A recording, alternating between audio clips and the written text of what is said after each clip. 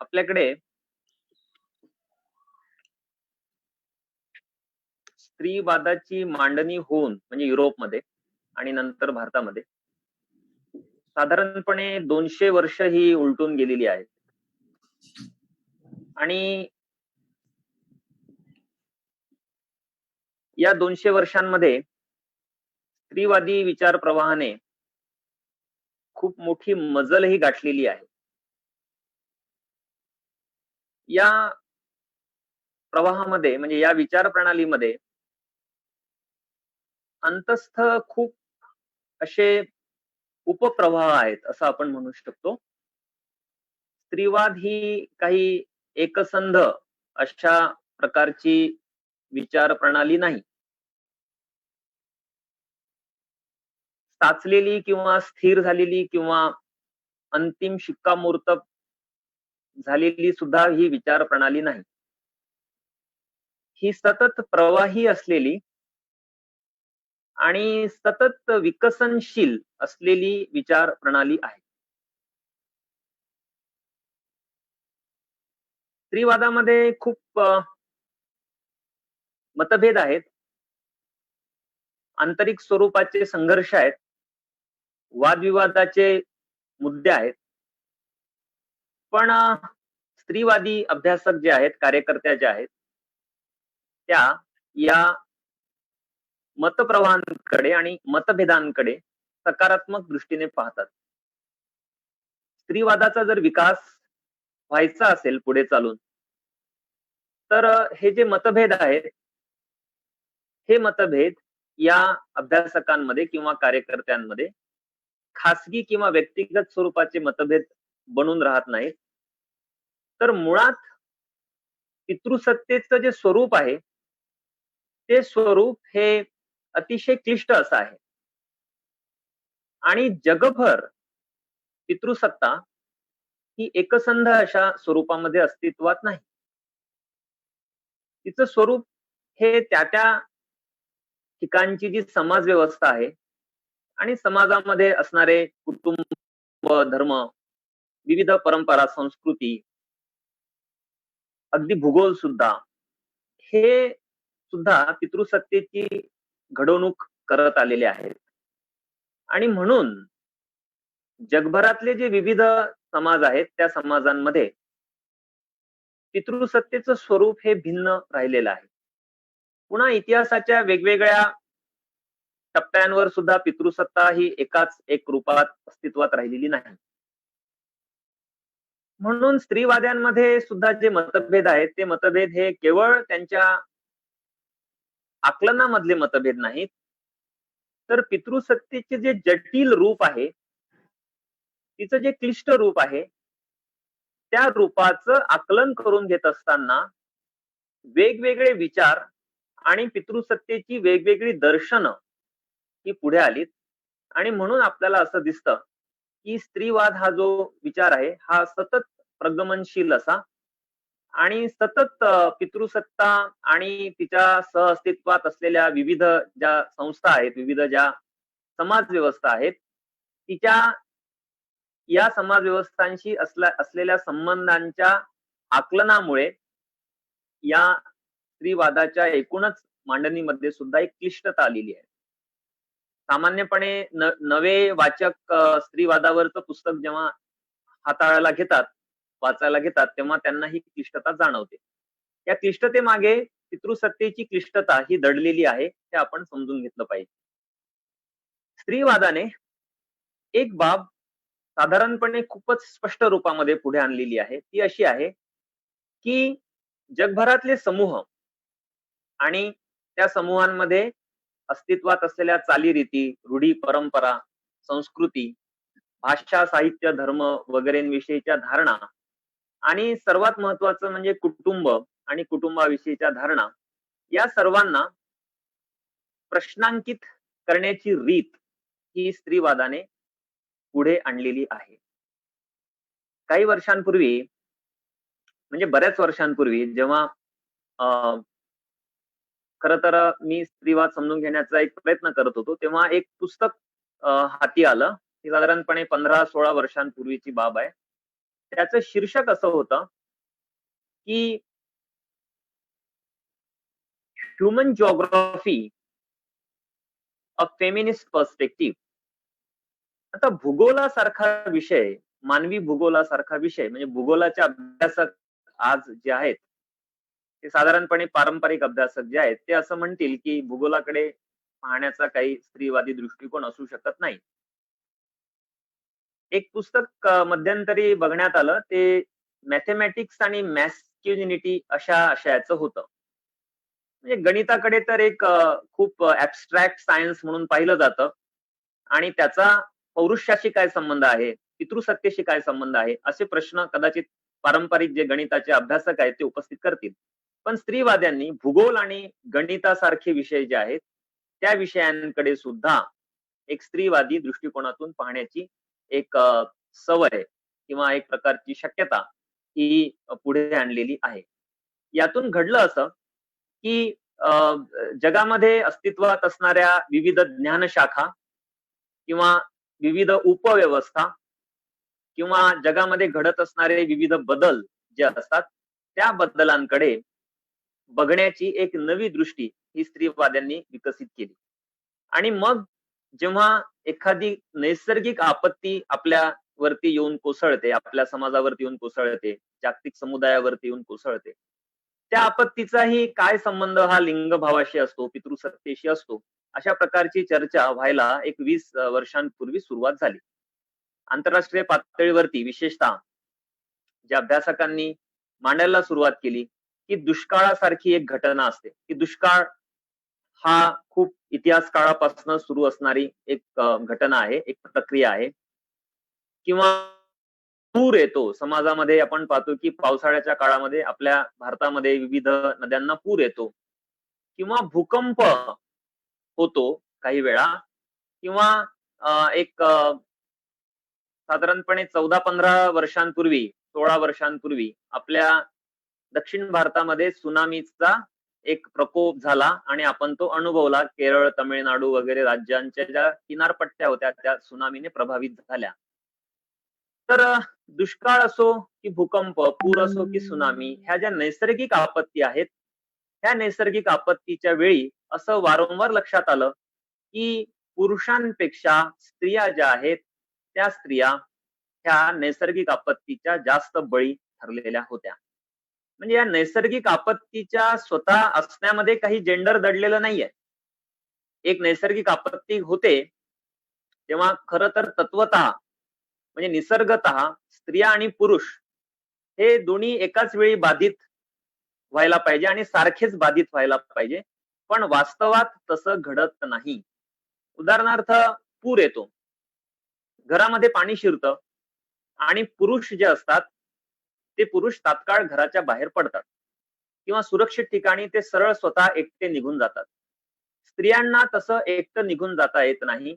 त्याला काही सांस्कृतिक कारणं असतात, काही कारणं ही परंपरेमध्ये दडलेली असतात. स्त्रियांना सांगण्यात आलेलं आहे, की त्यांचं एक कार्य हे बालसंगोपन आहे. आणि हे कार्य स्त्रियांचं मानलं गेलं असल्यामुळे जेव्हा पुरासारखी आपत्ती येते, तेव्हा घरामधली जी लहान लेकरं असतात, मुलं असतात, मुली असतात, तान्हे काही बाळ असतात, त्यांना घेऊन बाहेर पडण्याची जबाबदारी ही स्त्रियांची असते. तुम्ही पुराचे फोटो बघा, अलीकडच्या काही वर्षांमधले फोटो इंटरनेटवर उपलब्ध आहेत.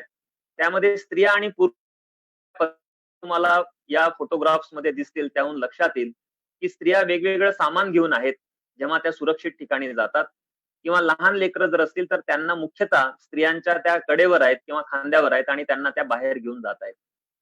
असंही दिसून आलं, की स्त्रियांना सतत घरामध्ये राहण्याचं बंधन असल्या कारणामुळे आणि सार्वजनिक अवकाश जो असतो, म्हणजे रस्ते वगैरे हे जे काही सार्वजनिक जागा आहेत, त्या जागा ह्या स्त्रियांसाठी इतक्या सुविधाजनक नसल्यामुळे किंवा स्त्रिया या जागांना सरावलेल्या नसल्यामुळे किंवा त्यांना त्या सुरक्षित वाटत नसल्यामुळे, त्या अशा सर्व सार्वजनिक ठिकाणी वावरताना एक प्रकारचा संकोच बाळगतात. म्हणून पुरासारखी जेव्हा घटना घडते, तेव्हा असंही दिसलं, की बऱ्याच स्त्रिया ह्या घरामध्ये घुटमळत राहिल्या. जे काही स्वयंपाकघर किंवा एखाद दुसरी खोली असते, त्या खोल्यांमध्ये त्या घुटमळत राहिल्या आणि त्यांना लवकर घरातून बाहेर पडता आलं नाही.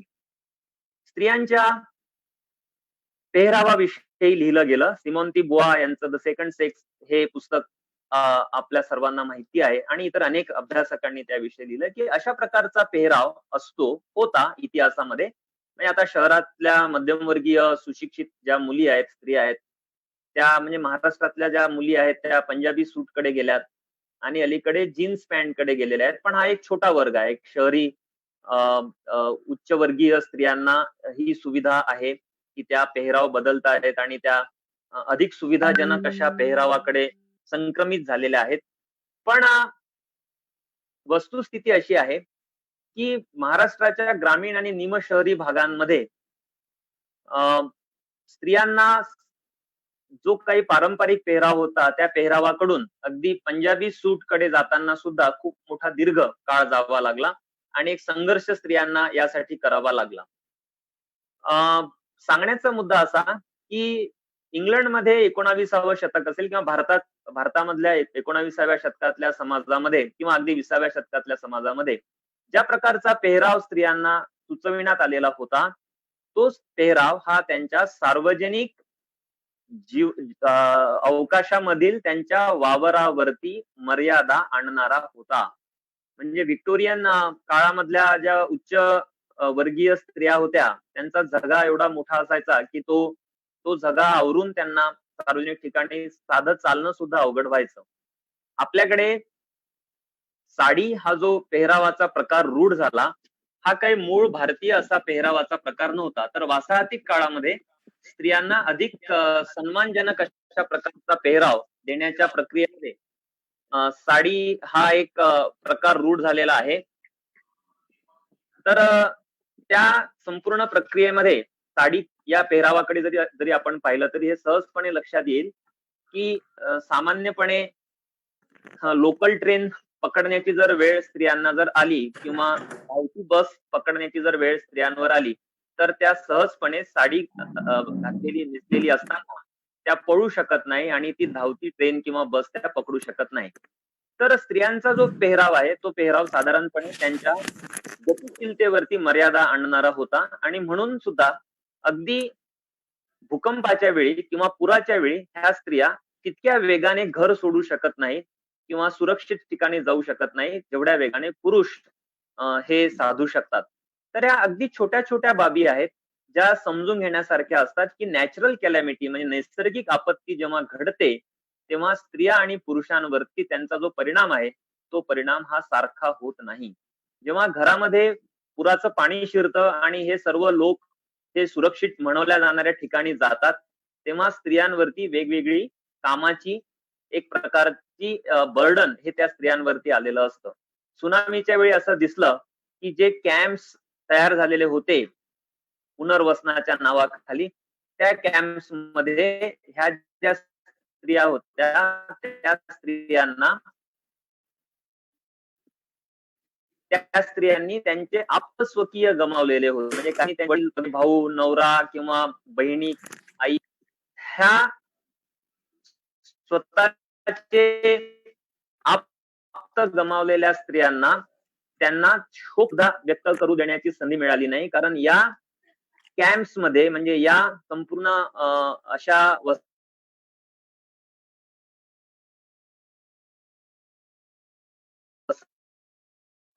स्त्रियांच्या मानल्या गेलेल्या येऊन पडलेल्या. तर नैसर्गिक आपत्तीच्या वेळी सुद्धा पितृसत्ता ही किती कठोरपणे, क्रूरपणे ही तिचं जे रूप आहे, ते रूप दाखवत असते, हे आपल्याला वारंवार दिसून येतं. हे केवळ पितृसत्तेच्याच बाबतीत घडत नाही. तर समाजामध्ये जर स्त्री-पुरुष विषमता असेल, अ, अ, तर त्यासोबतच जर आर्थिक विषमता असेल, त्या आर्थिक विषमतेचा सुद्धा एक प्रत्यय हा आपल्याला अशा नैसर्गिक आपत्तीच्या वेळी दिसून येतो. काही वर्षांपूर्वी मी मुंबईला होतो आणि मुंबईला पूर आला. 2006 ची ती घटना होती. आणि 5-6 मधला जो मोठा पूर होता, त्या पुराच्या वेळी मी ये रे बाहेर. मला असं तिथे दिसलं आणि मी वाचलं सुद्धा, की फोर्ट ये रे. म्हणून आहे तिथे ये बाहेर आहे. लोखंडाचा होता. बंद करून ये. मधल्या झोपडपट्टी सदृश्य ज्या वसाहती होत्या, त्या वसाहतींमध्ये जेवढा पाऊस पडला होता, तेवढाच फोर्टलाही पडलेला होता. त्याच्यामध्ये फार अंतर नाहीये. एक 15-20 किलोमीटरचं अंतर आहे. आणि पोर्ट हा जो परिसर आहे दक्षिण मुंबई, तिथनं पाण्याचा निचरा लवकर झाला. पण ज्या कनिष्ठ वर्गीय वसाहती होत्या, त्या वसाहतींमध्ये जोरदार पाणी शिरलं आणि तिथे वित्तहानी आणि मनुष्यहानी ही जास्त झाली. अर्थातच त्या भागातल्या स्त्रियांना सुद्धा पेक्षा जास्त त्या पुराचे जे काही चटके होते, ते चटके सोसावे लागले. असंच आपल्याला दिसतं, की सामाजिक पातळीवरची जी विषमता असते, ती सुद्धा या नैसर्गिक आपत्तीच्या वेळी खूप अक्राळ-विक्राळ रूपामध्ये सामोरी ती आलेली असते. जेव्हा भूकंप होतात, तेव्हा पुनर्वसनाच्या वेळी लोक आपल्या जातीनुसार ज्या असतात त्या वसाहतींची मागणी करतात. किल्लारी वगैरे भूकंपानंतर आणि गुजरातमधल्या भुजच्या भूकंपानंतर ज्याला आता जवळपास 20 वर्ष होत आहेत आणि त्यानंतर सुद्धा जेव्हा-जेव्हा पुनर्वसनाचे मुद्दे आले, तेव्हा ती जातीय विषमता होती. ज्या प्रकारच्या जातवार वस्त्यांची रचना आपण ग्रामीण भागामध्ये पाहतो, ती रचना ही पुन्हा या संपूर्ण काळामध्ये त्याचा प्रत्यय हा आलेला होता. अगदी आता लॉकडाऊन चा जो काळ होता 1-1.5 महिन्यापूर्वी, जेव्हा बिहार आणि तत्सम राज्यांमध्ये जेव्हा सार्वजनिक ठिकाणी म्हणजे मुख्यतः शाळांमध्ये जेव्हा लोकांसाठी विलगीकरणाची सुविधा देण्यात आली, तेव्हा सुद्धा जातवार विलगीकरणाच्या रचना ह्या आकाराला आलेल्या होत्या. म्हणजे नैसर्गिक आपत्ती जेव्हा असते, तेव्हा आपल्या समाजामधल्या सामाजिक विषमता, आर्थिक विषमता आणि स्त्री-पुरुष विषमता ज्या असतात, त्या विषमतांचा आपल्याला येत असतो. असं होत नाही, की हा आपत्तीचा काळ आहे आणि या आपत्तीच्या काळामध्ये लोक सामाजिक, आर्थिक वगैरे किंवा लिंगभावात्मक जी जी विषमता आहे किंवा जो अपपर भाव आहे किंवा जे पूर्वग्रह आहेत ते विसरतील आणि एक दिलाने एक रूप होतील, एकमेकांशी ते संवाद साधतील आणि एक दिलाने काही प्रकारचं वर्तन करतील किंवा निर्णय घेतील असं प्रत्यक्षात होत नाही. पण हे सर्व जे मी बोललो ते नैसर्गिक आपत्तीविषयी बोललो. कोरोनाची जी काही संकट आहे, जे काही अरिष्ट आहे आणि नैसर्गिक आपत्ती जी संकल्पना आहे किंवा जे घटित आहे, याच्यामध्ये एक फरक आहे. फरक असा आहे, की कोरोनासारखी जी महामारी असते, जी साथ असते, ही साथ आपल्याला विचार करायला काही वेळ देते. अचानक घडत नाही. भूकंप अचानक घडतो. ज्वालामुखीचा उद्रेक अचानक होतो किंवा पूर सुद्धा कळत नाही. अचानक रात्रीतनं पाणी गावामध्ये, शहरांमध्ये शिरतं. सुनामी तर अगदीच अचानक घडलेलं होतं. त्यामुळे नैसर्गिक आपत्तीमध्ये हे जे अचानक घडण्याचा जो जो जो जो एलिमेंट आहे, तो महामारीमध्ये नसतो. उदाहरणार्थ कोरोना महामारी विषयीची चुणूक किंवा एक माहिती किंवा बातमी ही डिसेंबरच्या शेवटी आलेली होती. आणि आपल्याकडे पहिलं लॉकडाऊन जाहीर झालं तो मार्च महिन्याच्या 3ऱ्या-4थ्या आठवड्यामध्ये ते जाहीर झालं. म्हणजे एक प्रकारची वेळ ही 2 महिने, दीड महिने किंवा 15 दिवस किंवा 7 दिवस ही आपल्याला मिळालेली होती.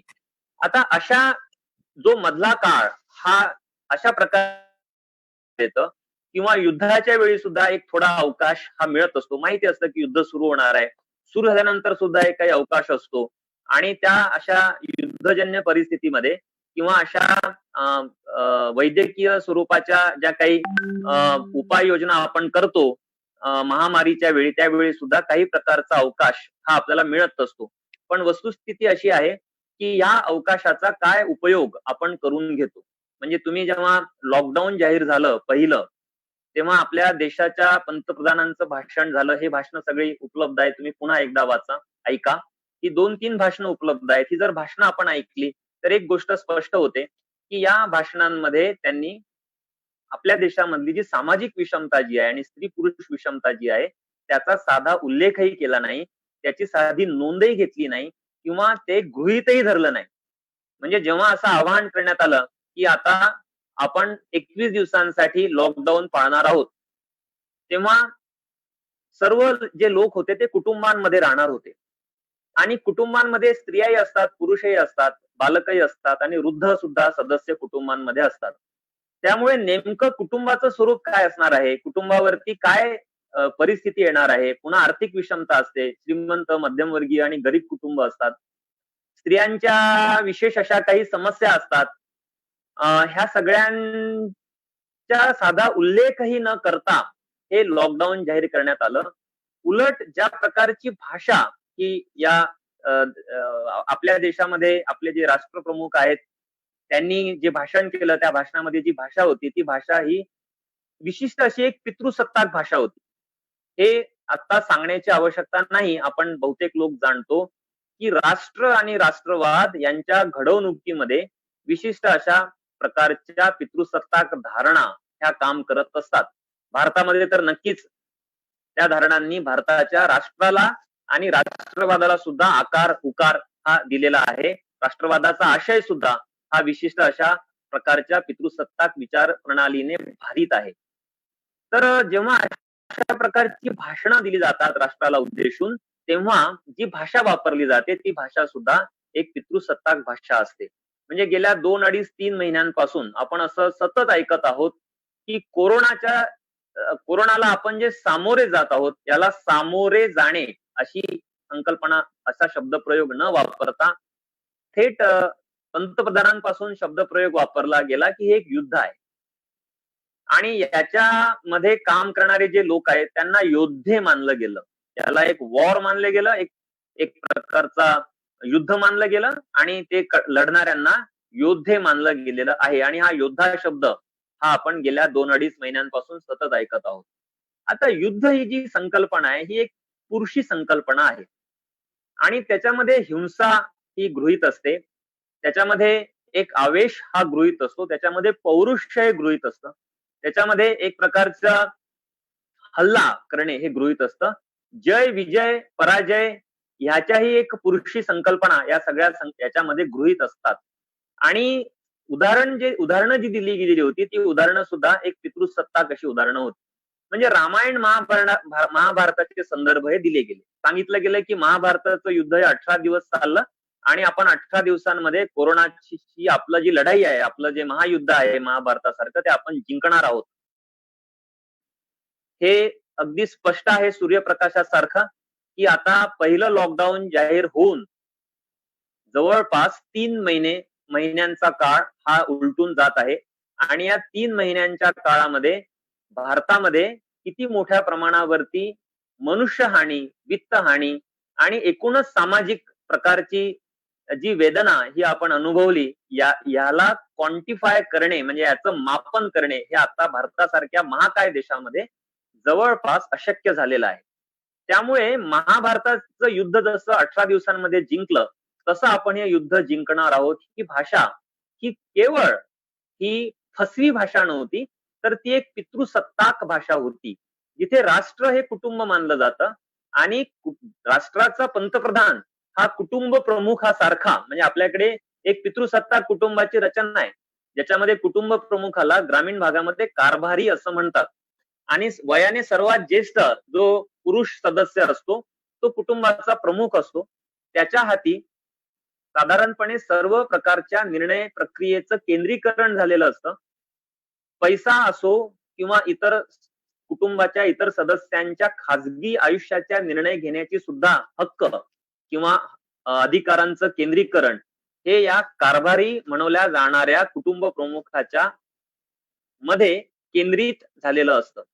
त्यामुळे राष्ट्राला जेव्हा कुटुंबाची उपमा दिली जाते, तेव्हा पंतप्रधान किंवा राष्ट्रपती हे कुटुंब प्रमुख बनतात आणि त्यांचा जो विचार आहे, त्यांच्या ज्या धारणा आहेत, त्यांनी वापरलेल्या ज्या संकल्पना आहेत किंवा त्यांनी दिलेले जे आदेश आहेत, हे आदेश कुटुंबातील इतर सदस्यांनी निमूटपणे पालन करायचे असतात.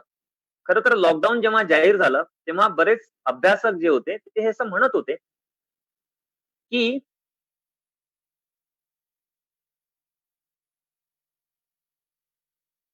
ते असं म्हणत होते, की लॉकडाऊन हा यावर एकमेव असा प्रभावी सुद्धा असा पर्याय नाही. यातनं आपण समस्या काही काळ थोपवू शकतो आणि जी समस्या आपण आज थोपवत आहोत ती लॉकडाऊन संपल्यानंतर पुन्हा आपल्याला सामोरं जायचं आहे.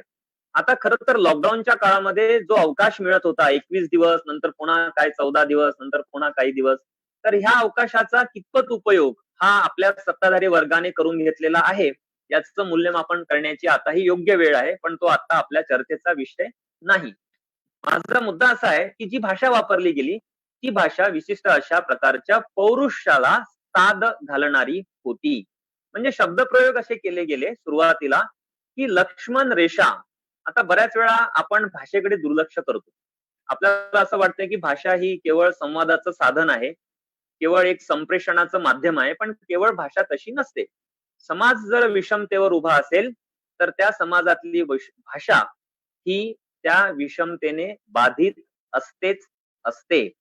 भाषा याला जर आपण समाजाचा आरसा मानला, तर समाजामध्ये ज्या विषमता असतात, जे पूर्वग्रह असतात, ज्या प्रकारची भेदाभेदाची रचना असते, ते सर्व जे मूल्य आहेत किंवा रचना आहेत किंवा जे बरबटलेपण आहे समाजाचं, त्याचं एक प्रकारचं प्रत्यंतर आपल्याला एक त्याचं एक चित्र हे आपल्याला भाषेमध्ये दिसून येतं. भाषा ही त्याला प्रतिबिंबित करतेच. आणि म्हणून जेव्हा हे राष्ट्रप्रमुख विशिष्ट अशी भाषा वापरतात, त्यामध्ये पौरुष्य हे असतंच असतं. उदाहरण असं दिलं गेलं, की लक्ष्मण रेषा सर्वांनी घरात राहायचं. जो जहां है वहीं रहे असं म्हटलं गेलं. आता याचा अर्थ स्त्रियांसाठी काय होता? हा एक प्रश्न आहेच. कारण स्त्रिया मोठ्या प्रमाणावर सर्वच्या सर्व जरी स्त्रिया ह्या कुटुंबांमध्ये बंदिस्त नसल्या, तरी सर्वच्या सर्व स्त्रियांना कुटुंब हे बंधनकारक राहिलेलं आहे. कुटुंबाशिवाय स्त्री आणि स्त्रीशिवाय कुटुंब ही आपल्या समाजामध्ये स्वीकारार्ह बाब नाही. आणि स्त्रियांसाठी कुटुंब ही परंपरेने सांगण्यात आलेलं होतं, की हे सुरक्षित बाब आहे. कौटुंबिक संबंध हे जिव्हाळ्याचे असतात, प्रेमाचे असतात, आपुलकीचे असतात. त्याच्यामध्ये एक ओलावा असतो वगैरे, वगैरे हे आपण नेहमी ऐकत आलेलो आहोत. पण कुटुंब ही एक विशिष्ट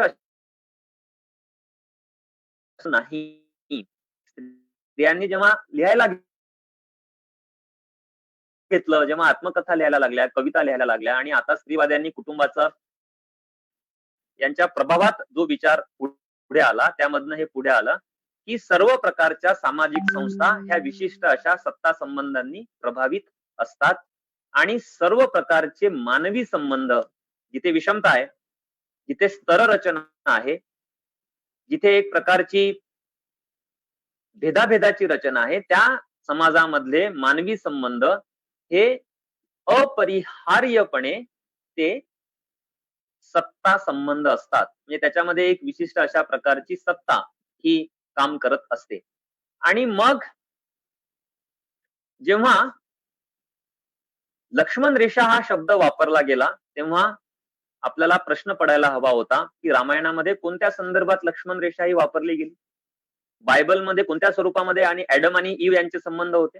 असं म्हटलं गेलं बायबलच्या कथेमध्ये, की ॲडम हा ईवला काही प्रकारच्या सूचना देऊन गेला होता, तरी देखील ईवने ते फळ चाखलं आणि त्याची शिक्षा ही ईवला मिळाली, ॲडमला मिळाली आणि नंतर संपूर्ण मनुष्य जातीला मिळाली. रामायणामध्ये काय कथा आहे, की सीतेला लक्ष्मणाने सूचना दिली होती, एक चेतावणी दिली होती, की तिने त्याने आखून दिलेली रेषा ओलांडायची नाही. आणि मग सीता ती रेषा ओलांडते आणि मग जे घडतं त्याला रामायण म्हटलं गेलं, की सीतेमुळे रामायण घडतं असं आपण वारंवार समाजामध्ये ऐकतो. का रामायण घडलं? तर सीतेने लक्ष्मण रेषा ओलांडली. सीतेने लक्ष्मण रेषा ओलांडली म्हणजे काय?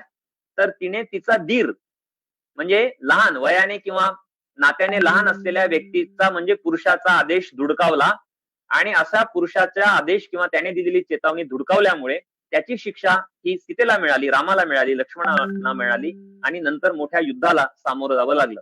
म्हणजे स्त्रिया जर पुरुषांच्या अंकित नसतील, तर त्या विशिष्ट अशा प्रकारच्या संकटाचं कारण बनतात. असा संदेश बायबल आणि रामायणासारखे धर्मग्रंथ देतात आणि या धर्मग्रंथांमधले दाखले हे राष्ट्राचे प्रमुख उजळ माथ्याने ते त्यांच्या भाषणांमध्ये सादर करतात आणि सामान्य लोक जे असतात, जे धर्माच्या प्रभावात असतात किंवा पितृसत्तेची त्यांना जाण नसते, त्यांना याची कल्पना येत नाही, की एका अतिशय अभूतपूर्व अशा महामारीवरती एका देशाचा राष्ट्रप्रमुख हा भाष्य करतो आणि ते भाष्य करत असताना तो या महामारीचं विशिष्ट अशा प्रकारचं धार्मिक परिभाषेमध्ये या महामारीला तो त्याचं वर्णन करत असतो किंवा तो याचं एक आध्यात्मिकीकरण करत असतो.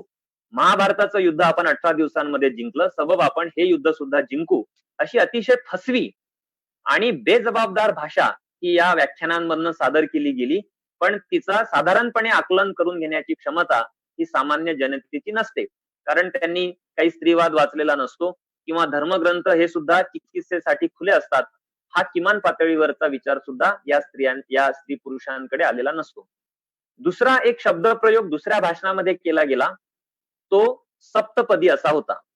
आता तुम्हाला असं वाटेल, की सप्तपदीचा शब्दप्रयोग तर केलेला आहे, पण हे आपण लक्षात घेतलं पाहिजे, की सप्तपदी असो अथवा कुठलाही शब्द असो, हा केवळ शब्द हा शब्द म्हणून केवळ नसतो. तर शब्दाच्या पाठीमागे विशिष्ट अशा प्रकारचे सांस्कृतिक संदर्भ असतात. विशिष्ट अशा प्रकारचे भौतिक सुद्धा संदर्भ हे शब्दांच्या मागे दडलेले असतात. त्यामुळे सप्तपदी सारखा अतिशय घृणास्पद शब्द, अतिशय घृणास्पद प्रथा आहे ती. तिच्या मागची कथा अशी आहे, की प्राचीन काळामध्ये जेव्हा स्त्रियांचा विवाह होत असते, विवाह संस्था ही स्थिर झाल्यानंतर, तेव्हा स्त्रिया आणि पुरुष म्हणजे नवरा आणि बायको म्हणजे वधू आणि वर यांना 7 फेरे घ्यावे लागायचे आणि हे 7 फेरे पूर्ण होईपर्यंत त्या स्त्रीवरचा अधिकार हा आर्यांमधल्या देव नावाच्या गटामधल्या पुरुषांचा होता. म्हणजे हा जो वांशिक दृष्ट्या किंवा सांस्कृतिक दृष्ट्या आर्यांमधला श्रेष्ठतम असा जो गट होता, ज्याला देव संबोधलं गेलं, या देव नावाच्या गटामधल्या पुरुषांचा अधिकार हा आर्य अनार्य सर्वच स्त्रियांवर होता आणि 7 फेरे होईपर्यंत तो अधिकार या पुरुषांचा अबाधित राहत असे. मग 7वा फेरा जेव्हा पूर्ण होत असे, तेव्हा त्या स्त्रीवरचा ह्या देव नावाच्या आर्यांमधल्या एका गटामधल्या पुरुषांचा अधिकार संपुष्टात यायचा आणि मग ती स्त्री त्या पुरुषाची व्हायची. आता ही जी भाषा जी मी वापरतोय ती सुद्धा एक पुरुषी भाषा आहे, की एका स्त्रीवर एका गटाचा अधिकार आहे आणि तो त्या गटातल्या पुरुषांचा अधिकार नष्ट होतो आणि दुसऱ्या कुठल्या तरी विशिष्ट अशा पुरुषाचा अधिकार त्या स्त्रीवरती तो प्रस्थापित होतो. आता विवाह जी आहे घटना ही स्त्रियांच्या लैंगिकतेवरती नियंत्रण आणणारी घटना आहे. तिचं जे हस्तांतर आहे म्हणजे ते हस्तांतरच असतं. म्हणजे कन्यादान हा जो शब्द प्रयोग आहे, तो जो विधी आहे, त्या विधीमध्ये एका मुलीचं हस्तांतरण हे तिच्या वडिलांकडून म्हणजे पित्याकडून तिच्या नवऱ्याकडे होत असतं. म्हणजे ती स्वतःच्या शरीरावरचा हक्क अबाधित ठेवणारी व्यक्ती नाहीये. तर तिच्या शरीराचं म्हणजे तिच्या सेक्शुअलिटीचं म्हणजे तिच्या लैंगिकतेचं हस्तांतरण हे तिच्या वडिलांकडून म्हणजे माहेरकडच्या पितृसत्तेकडून सासरकडच्या नवऱ्याकडच्या पितृसत्तेकडे ते संक्रमित होत असतं. तर हे जे शब्द प्रयोग आहेत, सप्तपदी असो किंवा कन्यादान असो, अशा शब्दांचा प्रयोग जेव्हा समाजामध्ये होत असतो, तेव्हा त्या प्रथा ज्या असतात, त्या प्रथांचा केवळ उल्लेख होत नाही, तर त्यांना विशिष्ट अशा प्रकारची अधिमान्यता ही बहाल केली जाते आणि अशा प्रथा परंपरा ज्या आहेत, त्या प्रथा परंपरा हा चिकित्सेचा विषय बनत नाही. कारण राष्ट्रप्रमुखाला तुम्ही कुटुंब प्रमुखाचा दर्जा दिलेला आहे. राष्ट्राला तुम्ही कुटुंबाचा दर्जा दिलेला आहे. त्यामुळे असे जे शब्द प्रयोग असतात, असे शब्द प्रयोग हे चिकित्सेचा विषय बनत नाही, कारण ते कुटुंब प्रमुखाने वापरलेले असतात. जेव्हा एखादं लग्न होतं, तेव्हा राजरोसपणे, उघडपणे कन्यादान आणि सप्तपदी सारखे विधी हे होत असतात. तेव्हा कुणीही या विधींना प्रश्नांकित करत नाही, कुणीही प्रश्न विचारत नाही. कारण या विधींच्या प्रती एक प्रकारची सार्वमान्यता ही संस्कृतीने, धर्माने, पितृसत्तेने तयार केलेली असते. त्यामुळे राष्ट्रप्रमुख जेव्हा अशा शब्दांचा वापर करतात, तेव्हा ते भारतामधल्या विशिष्ट अशा प्रकारच्या पितृसत्ते ला अधिमान्यता बहाल करत असतात. ही गोष्टच आपण लक्षात घेत नाही. आपण ही भाषणं ऐकतो, माना डोलावतो आणि असं म्हणतो, की देशाचा प्रमुख आहे, त्याने घेतलेला निर्णय जो असेल तो योग्यच असेल. मला हे निर्णय योग्य होते की नव्हते याविषयीची टिप्पणी करायची नाहीये. पण ज्या प्रकारचे शब्दप्रयोग हे केले जातात अशा वेळी, ते शब्दप्रयोग विशिष्ट अशा प्रकारच्या पितृसत्ताक विचार प्रणालीने भारित असतात आणि ते पितृसत्तेला एक प्रकारची अधिमान्यता बहाल करत असतात. आता लॉकडाऊन झाल्यानंतर काय झालं, ज्या गोष्टी झाल्या त्या सर्वश्रुत आहेत. त्याच्या खूप तपशिलामध्ये मी जाणार नाही. एक गोष्ट ही तातडीने पुढे अशी आली, की स्त्रियांवरच्या श्रमाचा बोजा हा अचानकपणे वाढला. म्हणजे सुरुवातीला मी जेव्हा काही नोकरदार स्त्रियांशी संवाद साधला तेव्हा हे गोष्ट चटकन पुढे आली, की संपूर्ण दिवसचा दिवस या स्त्रियांचा जो आहे तो घरकाम करण्यामध्ये जात होता. म्हणजे मध्यमवर्गीय कुटुंबांमध्ये मोलकरणी येतात काम करण्यासाठी आणि 2, 3, 4 प्रकारच्या मोलकरणी सुद्धा काही कुटुंबांमध्ये कामासाठी येतात आणि त्या जवळपास सर्व जो काम आहे ते काम हे संपवून निघून जातात. आता इथे एक तिढा आहे बघा, की एक मध्यमवर्गीय स्त्री ही स्वतःच्या कामाचं हस्तांतरण हे दुसऱ्या कनिष्ठ वर्गीय स्त्रीकडे करते. येते म्हणजे काय येते, की एका स्त्रीचं काम हे दुसऱ्या स्त्रीकडे वर्ग केलं जातं. आता फ्रान्स मधल्या एका स्त्रीवादी अभ्यासिकेने अशी खंत व्यक्त केली. ती असं म्हणाली, की मला अपराधीपणाची भावना वाटते, जेव्हा एका मोलकरणीला मी माझं काम सांगते. तर एवढी कमालीची संवेदनशीलता ही आपल्या समाजामध्ये निर्माण झालेली नाही. आपल्या समाजामध्ये मोलकरणीकडे कसं पाहिलं जातं, हे आपण काही वर्षांपूर्वी खोब्रागडेंच्या आय-ए-एस असलेल्या एका महिला अधिकाऱ्यांनी ज्या प्रकारचं वर्तन हे एका मोलकरणीसोबत अमेरिकेमध्ये केलं तेव्हा दिसून आलं. त्यानंतर पुण्यामध्ये एक प्रकरण घडलं, ज्याला खोले प्रकरण असं म्हणतात, की या खोले नावाच्या ज्या महिला होत्या, त्यांनी दुसऱ्या यादव नावाच्या एका महिलेसोबत ज्या प्रकारचं वर्तन केलं, त्याहूनही मोलकरणींना भारतामध्ये कसं पाहिलं जातं, हे आपण समजून घेऊ शकतो. तुम्हाला जेव्हा थोडासा वेळ असेल, तेव्हा तुम्ही संत जनाबाईंचे अभंग आणि रचना जरूर वाचा. म्हणजे मोलकरीण ही व्यक्ती ही केवळ आधुनिक काळातलं घटित आहे, असं जे वारंवार समजलं जातं, मांडलं जातं, त्या धारणेपासून आपण मुक्त होऊ. अगदी प्राचीन काळापासून म्हणजे उमा चक्रवर्तींचा वेदिक दासीवरचा निबंध आहे आणि कॉम्रेड शरद पाटलांचं दासशूद्रांच्या गुलामगिरीवरचं पुस्तक आहे. त्या सगळे प्राचीन संदर्भ असं सांगतात, की दास्या ज्या होत्या, ही प्राचीन घटित आहे आणि संत जनाबाईंचे जे अभंग आहेत, ज्यामध्ये त्या त्यांच्या श्रमाचं वर्णन करतात. त्या सांगतात, की काय प्रकारचं दारिद्र्य हे त्यांना अनुभवायला आलेलं होतं आणि साधं डोक्याला लावण्यासाठी तेल सुद्धा मिळत नाही. इतक्या सूक्ष्मतेत जाऊन जनाबाईंनी त्यांची जे दुःख आहे, त्यांची जी वेदना आहे, ही वेदना मांडलेली आहे. त्यामुळे प्राचीन आणि मध्ययुगीन काळापासून विशिष्ट अशा प्रकारचं दास्यत्व हे स्त्रियांनी अनुभवलेलं आहे. स्त्रिया ह्या एकसंध नव्हत्या, आजही नाहीत. त्यामुळे मध्यमवर्गीय स्त्रिया आणि कनिष्ठ वर्गीय स्त्रिया अशा स्वरूपाचा भेद आजही आपल्याला समाजामध्ये पाहायला मिळतो आणि त्यांच्यामध्ये कुठल्याही प्रकारचा भगिनीभाव हा दिसत नाही. जेव्हा लॉकडाऊन जाहीर झालं, त्यानंतर ताबडतोब आणि त्याच्या आधीच खरं म्हणजे काही मध्यमवर्गीय स्त्रियांनी मोलकरणींना कामावरून कमी केलेलं होतं. तर मी बऱ्याच मध्यमवर्गीय स्त्रियांशी जेव्हा बोललो, तेव्हा सगळ्यांकडनं एक भाषा अशी येत होती, की ह्या ज्या स्त्रिया आहेत, ह्या स्त्रिया आमच्यामध्ये कोरोनाला संक्रमित करू शकतात. म्हणजे कॅरियर कोण आहेत? तर या कनिष्ठ वर्गीय स्त्रिया आहेत, मोलकरणी आहेत. आणि त्या आम्हाला कोरोनाची लागण देऊ शकतात. म्हणजे कोरोनाची भेट आम्हाला देऊ शकतात. अशी एक धारणा या मध्यमवर्गीय स्त्रियांची होती.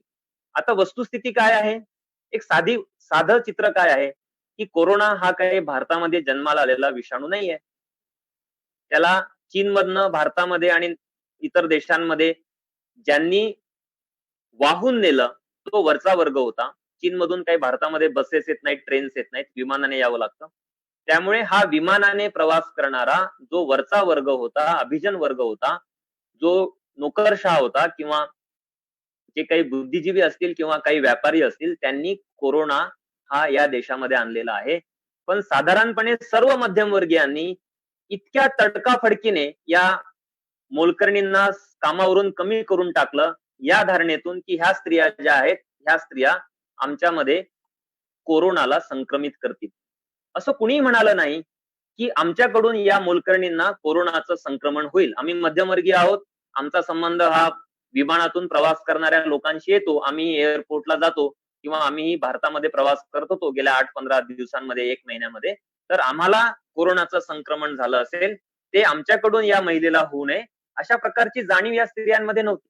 मी हे एवढ्यासाठी सांगतो आहे, की स्त्रिया ज्या असतात त्या विभागलेल्या होत्या आणि ज्या प्रकारचं ची वागणूक ही मोलकरणींना तडकाफडकी दिली गेली, त्याचा एक परिणाम हा मध्यमवर्गीय स्त्रियांना तातडीने त्यांच्या त्यांच्या हे लक्षात आलं, की अतीव अशा प्रकारचं खूप तीव्र अशा प्रकारचे श्रम ह्या मोलकरणी ह्या ह्या कुटुंबांमध्ये करत होत्या, ज्या अचानकपणे त्याची जबाबदारी या स्त्रियांवरती आली. आता याचा डेटा, याचं स्टॅटिस्टिक्स जगभरातनं उपलब्ध आहे, की किती एकूण श्रमापैकी किती श्रम हे स्त्रिया करत असतात. कौटुंबिक श्रमामध्ये स्त्रियांची भागीदारी किती जास्त आहे याच्याविषयीचं मापन अलीकडे व्हायला लागलेलं आहे. शासकीय पातळीवरती असं मापन होत नाही. म्हणजे श्रमाचं लिंगभावात्मक मापन हे शासनाच्या समित्या वगैरे करत नाहीत. जेव्हा श्रम आयोग स्थापन झालेला होता, तेव्हा सुद्धा स्त्रीवाद्यांनी हा प्रयत्न केला, की त्यांनी घरकामाच्या श्रमाचं मापन या श्रम आयोगाने करावं, यासाठी त्यांनी प्रयत्न केलेला होता. हे 2006च्या आसपासची गोष्ट आहे. पण घरामध्ये करत असणारे जे श्रम आहेत, म्हणजे घरकामाचे जे श्रम आहेत, जे एकतर मुख्यतः स्त्रिया उचलतात आणि अ, ज्या स्त्रिया ह्या सुखवस्तू कुटुंबामधनं आलेल्या आहेत, त्या मधल्या या घरकामाच्या श्रमाचं हस्तांतरण हे मोलकरणींच्याकडे होत असतं. हे एकूणच जे काही घरकामातले जे श्रम आहेत, त्या श्रमाचं नीटसं मापन हे अजूनही झालेलं नाही. अलीकडच्या काळामध्ये केअर वर्क ही संकल्पना वापरली जाते, की केवळ घरकाम म्हणजे केवळ धुनी, भांडी आणि स्वयंपाक केवळ एवढं नाही, तर कुटुंबामधले बालसंगोपन जे असेल किंवा वृद्धांची जी काळजी घ्यावी लागते आणि इतरही वृद्ध आणि बालक नसलेले जे तरुण आणि तत्सम अडल्ट जे आहेत, जे वयस्कर जे लोक आहेत, त्या सर्वच स्त्री-पुरुषांच्या ची काळजी घेण्याचं जे काम आहे, ते काम प्रायः स्त्रियांना करावं लागतं. तर त्याला केअर वर्क ही संकल्पना अलीकडे मांडण्यात आलेली आहे. इमोशनल लेबर ही सुद्धा एक संकल्पना मांडण्यात आलेली आहे, की साधारणपणे बालसंगोपन असेल तर बालकं जे असतात, ते स्त्रियाच नीट सांभाळू शकतात किंवा ज्येष्ठांची काळजी स्त्रियाच नीट घेऊ शकतात किंवा कोणी आजारी असेल तर ते काम स्त्रियाच चांगलं हाताळू शकतात. अशा ज्या धारणा आहेत, ह्या धारणांना एक प्रकारची याच्यामध्ये भावना तयार करण्यात आलेली आहे कृत्रिमपणे आणि असं सांगण्यात आलं, की स्त्रिया अशा प्रकारच्या कामासाठी जास्त पात्र असतात. तर हे जे इमोशनल वर्क आहे, केअर वर्क जे आहे आणि इतर ज्या हाउसहोल्ड रिस्पॉन्सिबिलिटीज आहेत, त्या अचानकपणे स्त्रियांवरती येऊन पडल्या आणि गेल्या 2-2.5 महिन्यांमध्ये याच्याविषयीची खूप चर्चा ही अभ्यासकांनी आणि माध्यमांमधून करण्यात आलेली आहे, की कोणत्या प्रकारचं बर्डन कोणत्या प्रकारचा कामाचा भार हा घरातल्या स्त्रियांवरती वाढलेला होता. असे काही समाज आहेत, ज्या समाजांमध्ये पुरुष जे आहेत, ते पुरुष एक कुटुंबातल्या श्रमाच्या ची जबाबदारी ही त्यांनी अतिशय कमी रूपामध्ये केलेली आहे. म्हणजे मिनिमल रिस्पॉन्सिबिलिटी शेअर केलेली आहे आणि त्यामध्ये भारत येतो, की जिथे पुरुष हे 1 तास दिवसातल्या 24 तासांपैकी 1 तासापेक्षा कमी काळ हे कुटुंबामधल्या श्रमासाठी वेचत असतात. उरलेला जो वेळ आहे, तो मुख्यतः स्त्रिया त्या कुटुंबामधल्या श्रमामध्ये श्रमाची भागीदारी म्हणजे त्यांचा जो शेअर आहे, तो त्या शेअर घेत असतात. आणि जेव्हा लॉकडाऊन जाहीर झालं, तेव्हा घडलं असं, की सर्वच्या सर्व सदस्य हे कुटुंबामध्ये बंद झाले. बाहेर जाण्याचं काही कारण नव्हतं. आणि अशा वेळी या कामाचा जो ताण आहे, तो ताण हा कुटुंबावरचा वाढलेला होता. दुसरा एक मुद्दा जो पुढे आलेला आहे, तो हिंसेचा आहे. याची पण चर्चा खूप मोठ्या प्रमाणावर गेल्या 1-1.5 महिन्यामध्ये झालेली आहे. सर्वात पहिली बातमी जी आली बाहेर, ती चीनमधनं आलेली होती. जेव्हा चीनमध्ये लॉकडाऊन जाहीर झालं, तेव्हा असं दिसून आलं, की मोठ्या प्रमाणावरती अ, घटस्फोटासाठीचे अर्ज हे चीनच्या संबंधित सरकारी जे खातं असेल, त्या खात्याकडे दाखल झाले. आता आपल्याकडे काय घटस्फोटाकडे पाहण्याची एक खूप चुकीच्या धारणा समाजामध्ये रूढ आहेत. त्यामुळे भारतामध्ये थेट घटस्फोटाचा डेटा हा असा वाढला नाही आपल्याकडे. पण जिथे स्त्रिया ह्या अनेक कारणांमुळे स्वतंत्रपणे विचार करू शकतात आणि घटस्फोटाविषयी खूप नकारात्मक अशा सांस्कृतिक धारणा ज्या समाजामध्ये नाहीत, त्यामध्ये चीन आहे, त्यामध्ये अमेरिका आहे, त्यामध्ये युरोपमधले अनेक देश आहेत, की जिथे स्त्रियांना आत्मसन्मान आहे आणि या आत्मसन्मानामुळे घटस्फोट घेणे म्हणजे पुरुषांकडून आणि स्त्रियांकडून सुद्धा घटस्फोट घेण्याची जी एक प्रक्रिया असते. ह्या प्रक्रियेशी कुठल्याही प्रकारच्या प्रतिष्ठेच्या किंवा मान अपमानाच्या सांस्कृतिक धारणा ह्या जुळलेल्या नसतात. अशा समाजामध्ये आत्मसन्मानासाठी आणि स्वतःची स्वायत्तता अबाधित राखण्यासाठी घटस्फोट हा घेतला जातो. ती तेवढीच एक नॉर्मल गोष्ट असते, जेवढ्या इतर अनेक गोष्टी ह्या नॉर्मली आपण पाहत असतो. आणि म्हणून चीन हा असा देश आहे ज्या देशाने मोठ्या प्रमाणावरती स्त्री पुरुषांच्या संदर्भातल्या समतेचा विचार हा प्रस्थापित केलेला आहे. आणि म्हणून चीनची बातमी पहिल्यांदा आली की घटस्फोटाचं प्रमाण वाढलं. तेव्हा सामाजिक माध्यमांमधून ही बातमी ज्या पद्धतीने पसरवली गेली भारतामध्ये, म्हणजे वेगवेगळ्या व्हॉट्सअप आणि तत्सम ग्रुप्सवरून, तर त्यातनं असा एक भाव निर्माण झाला की बघा चीन सारखे देश, हे देश किती अनीतिमान देश आहेत, किंवा त्या देशांमधल्या स्त्रिया ह्या किती चवचाल आहेत, किंवा त्या कशा घटस्फोटासाठी तयार असतात, किंवा त्या देशामधली कुटुंब व्यवस्था ही कशी भुसभुशीत अशा पायावरती उभी आहे. अशा प्रकारच्या धारणा ह्या या बातमीने भारतामध्ये तयार केल्या. मी काही स्त्रियांशी बोललो तेव्हा त्यांनी जवळपास नाक मुरडलं आणि असं सांगितलं की हे काय आहे, हे काहीतरीच देश आहे चीन वगैरे, आणि इथली कुटुंब व्यवस्था आणि भारतीय कुटुंब व्यवस्था यामध्ये फरक आहे. मला खूप वेळ गेला हे सांगण्यासाठी की असं नाही आहे.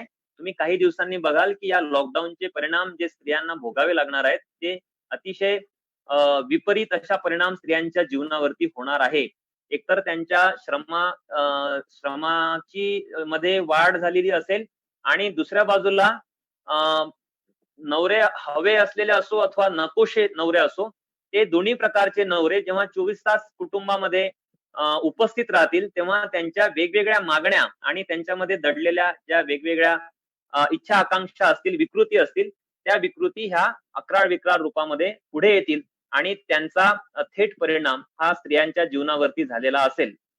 म्हणजे एक साधा मुद्दा असा आहे की डोमेस्टिक व्हायलन्स म्हणजे कौटुंबिक हिंसेचा जो मुद्दा आहे, हा मुद्दा जगभर अनुभवायला येतो. आंतरराष्ट्रीय पातळीवरती असं म्हटलं जातं की प्रत्येक तिसरी स्त्रीने कुठल्या ना कुठल्या प्रकारची कौटुंबिक हिंसा ही अनुभवलेली आहे. आणि भारतामध्ये हे प्रमाण जवळजवळ निम्म्यापर्यंत आहे. काही कन्झर्वेटिव्ह स्टडीज असं सांगतात की 70% स्त्रिया ह्या कुठल्या ना कुठल्या प्रकारच्या कौटुंबिक हिंसेच्या बळी आहेत, किंवा त्यांना ती हिंसा ही अनुभवावी लागलेली आहे. याला जोडून असेही अभ्यास आले की ह्या अशा स्त्री आहेत की ज्यांना संधी मिळाली तर त्या घटस्फोट सहजपणे घ्यायला तयार होतील, कारण त्यांना ते कुटुंब नको आहे. आपल्यावरती कुठल्या तरी प्रकारची हिंसा करणारा नवरा, जी हिंसा ही शारीरिक असेल किंवा मानसिक असेल किंवा भाषिक असेल, अशा प्रकारची हिंसा लादणारा जो नवरा असतो, त्या नवऱ्यासोबत कुठल्याही आजच्या काळातल्या स्त्रीला, म्हणजे ती हिंदू असो, मुस्लिम असो, ख्रिस्ती असो, बौद्ध असो, कुठली स्त्री असो, तिला अशी हिंसा करणाऱ्या नवऱ्यासोबत आयुष्य घालवावं असं वाटणार नाही. आणि या एका तर्कानुसार किमान 70% स्त्रिया या अशा असू शकतात आज समाजामध्ये की ज्यांना या एका कारणासाठी, हिंसा या एका कारणासाठी प्रचलित कुटुंब व्यवस्था जी आहे ती कुटुंब व्यवस्था नाकारायची आहे. इतरही काही कारण निघाले तर हे प्रमाण 70च्या पुढे जाईल. कदाचित 80, 90, 95% स्त्रिया कुठलंही स्त्रीवादी प्रबोधन, म्हणजे ज्याला स्त्रीवाद्यांनी खरं तर एक कॉन्शियसनेस रेझिंग मुवमेंट असं म्हटलं, की जाणीव जागृती करणारी चळवळ असं म्हटलं, की ज्यामध्ये त्या स्त्रियांना पितृसत्तेविषयीचं आकलन देतात, त्यांना स्त्रीवादी भान देतात. असं भान नसताना सुद्धा ज्या ज्या प्रकारची अवहेलना, ज्या प्रकारची मानखंडना आणि ज्या प्रकारची हिंसा, शारीरिक अथवा सिम्बॉलिक म्हणजे प्रतिकात्मक हिंसा ही स्त्रियांना भोगावी लागते आहे, त्यामुळे किमान 70, 80, 90% स्त्रिया तशाही त्यांना जर पर्याय दिला तर ते प्रचलित कुटुंब व्यवस्था जी आहे ती कुटुंब व्यवस्था नाकारतील. आणि या लॉकडाऊनच्या काळामध्ये तर चीनच नव्हे, अमेरिकाच नव्हे, इटली आणि स्पेनच नव्हे, तर भारतामध्ये सुद्धा असं दिसलं की मोठ्या प्रमाणावरती हिंसेला या स्त्रियांना सामोरं जावं लागलं. आणि सरकारचं जे संबंधित खातं आहे स्त्रियांच्या संदर्भातलं, त्यांना एक मध्यंतरी असं वाचायला मिळालं की 1 महिन्याच्या काळामध्ये त्यांना 92,000 कॉल्स आलेत.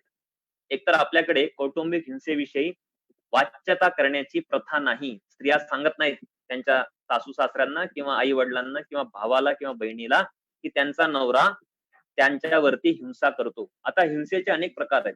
तर त्याच्या तपशिलामध्ये मी आता जाणार नाही. पण नवऱ्याकडून स्त्रियांवर जी हिंसा होत असते ती अनेक प्रकारची असते. त्यातली एक हिंसा जी आहे, तिला म्हणजे फॅमिलियल रेप, रेप बाय हसबंड असं म्हटलं जातं. रिलेशनशिप मधले रेप असं म्हणतात. आणि बहुतेक स्त्रियांना आपल्या इच्छेविरुद्ध आपला नवरा आपल्याशी शरीर संबंध ठेवतो, म्हणजे तो बलात्कार करतो आणि अशा प्रकारचे नकोशे असलेले तिला नको असलेले शरीर संबंध हे एक प्रकारची हिंसा असते, याची पण जाणीव नाही.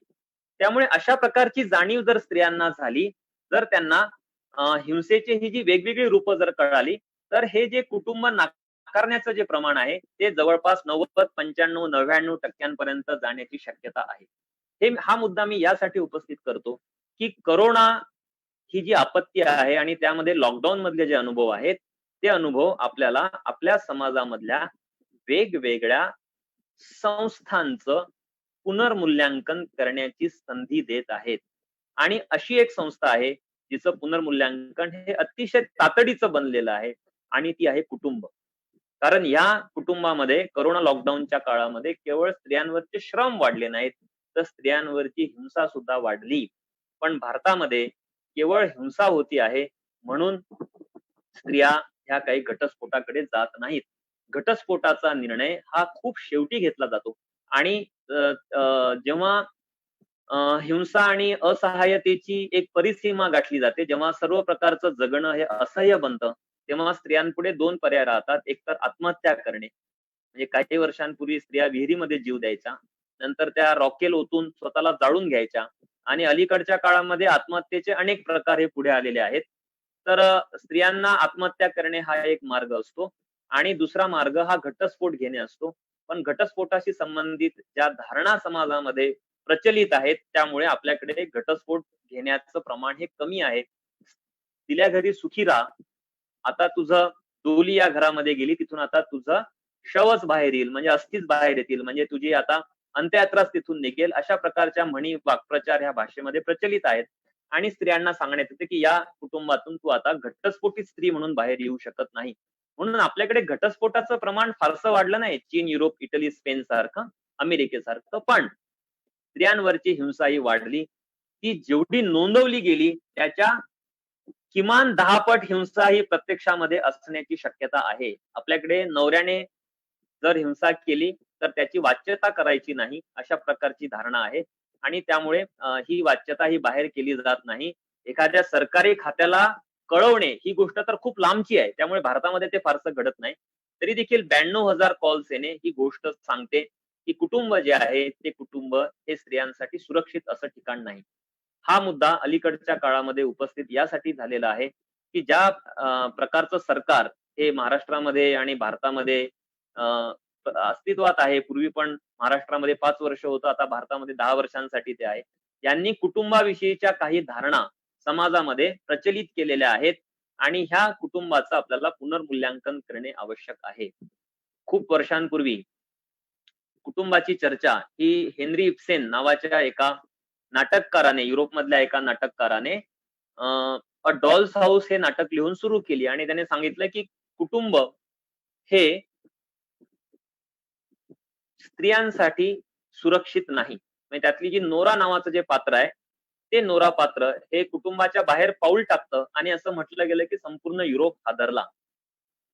नोराने कुटुंबाच्या बाहेर म्हणजे घराच्या बाहेर पाऊल टाकलं आणि युरोपमधली पितृसत्ता हादरली. एवढं मोठं खरं तर शक्ती, एवढी मोठी ताकद ह्या एका स्त्रीने घराच्या बाहेर टाकलेल्या पाऊलामध्ये होती.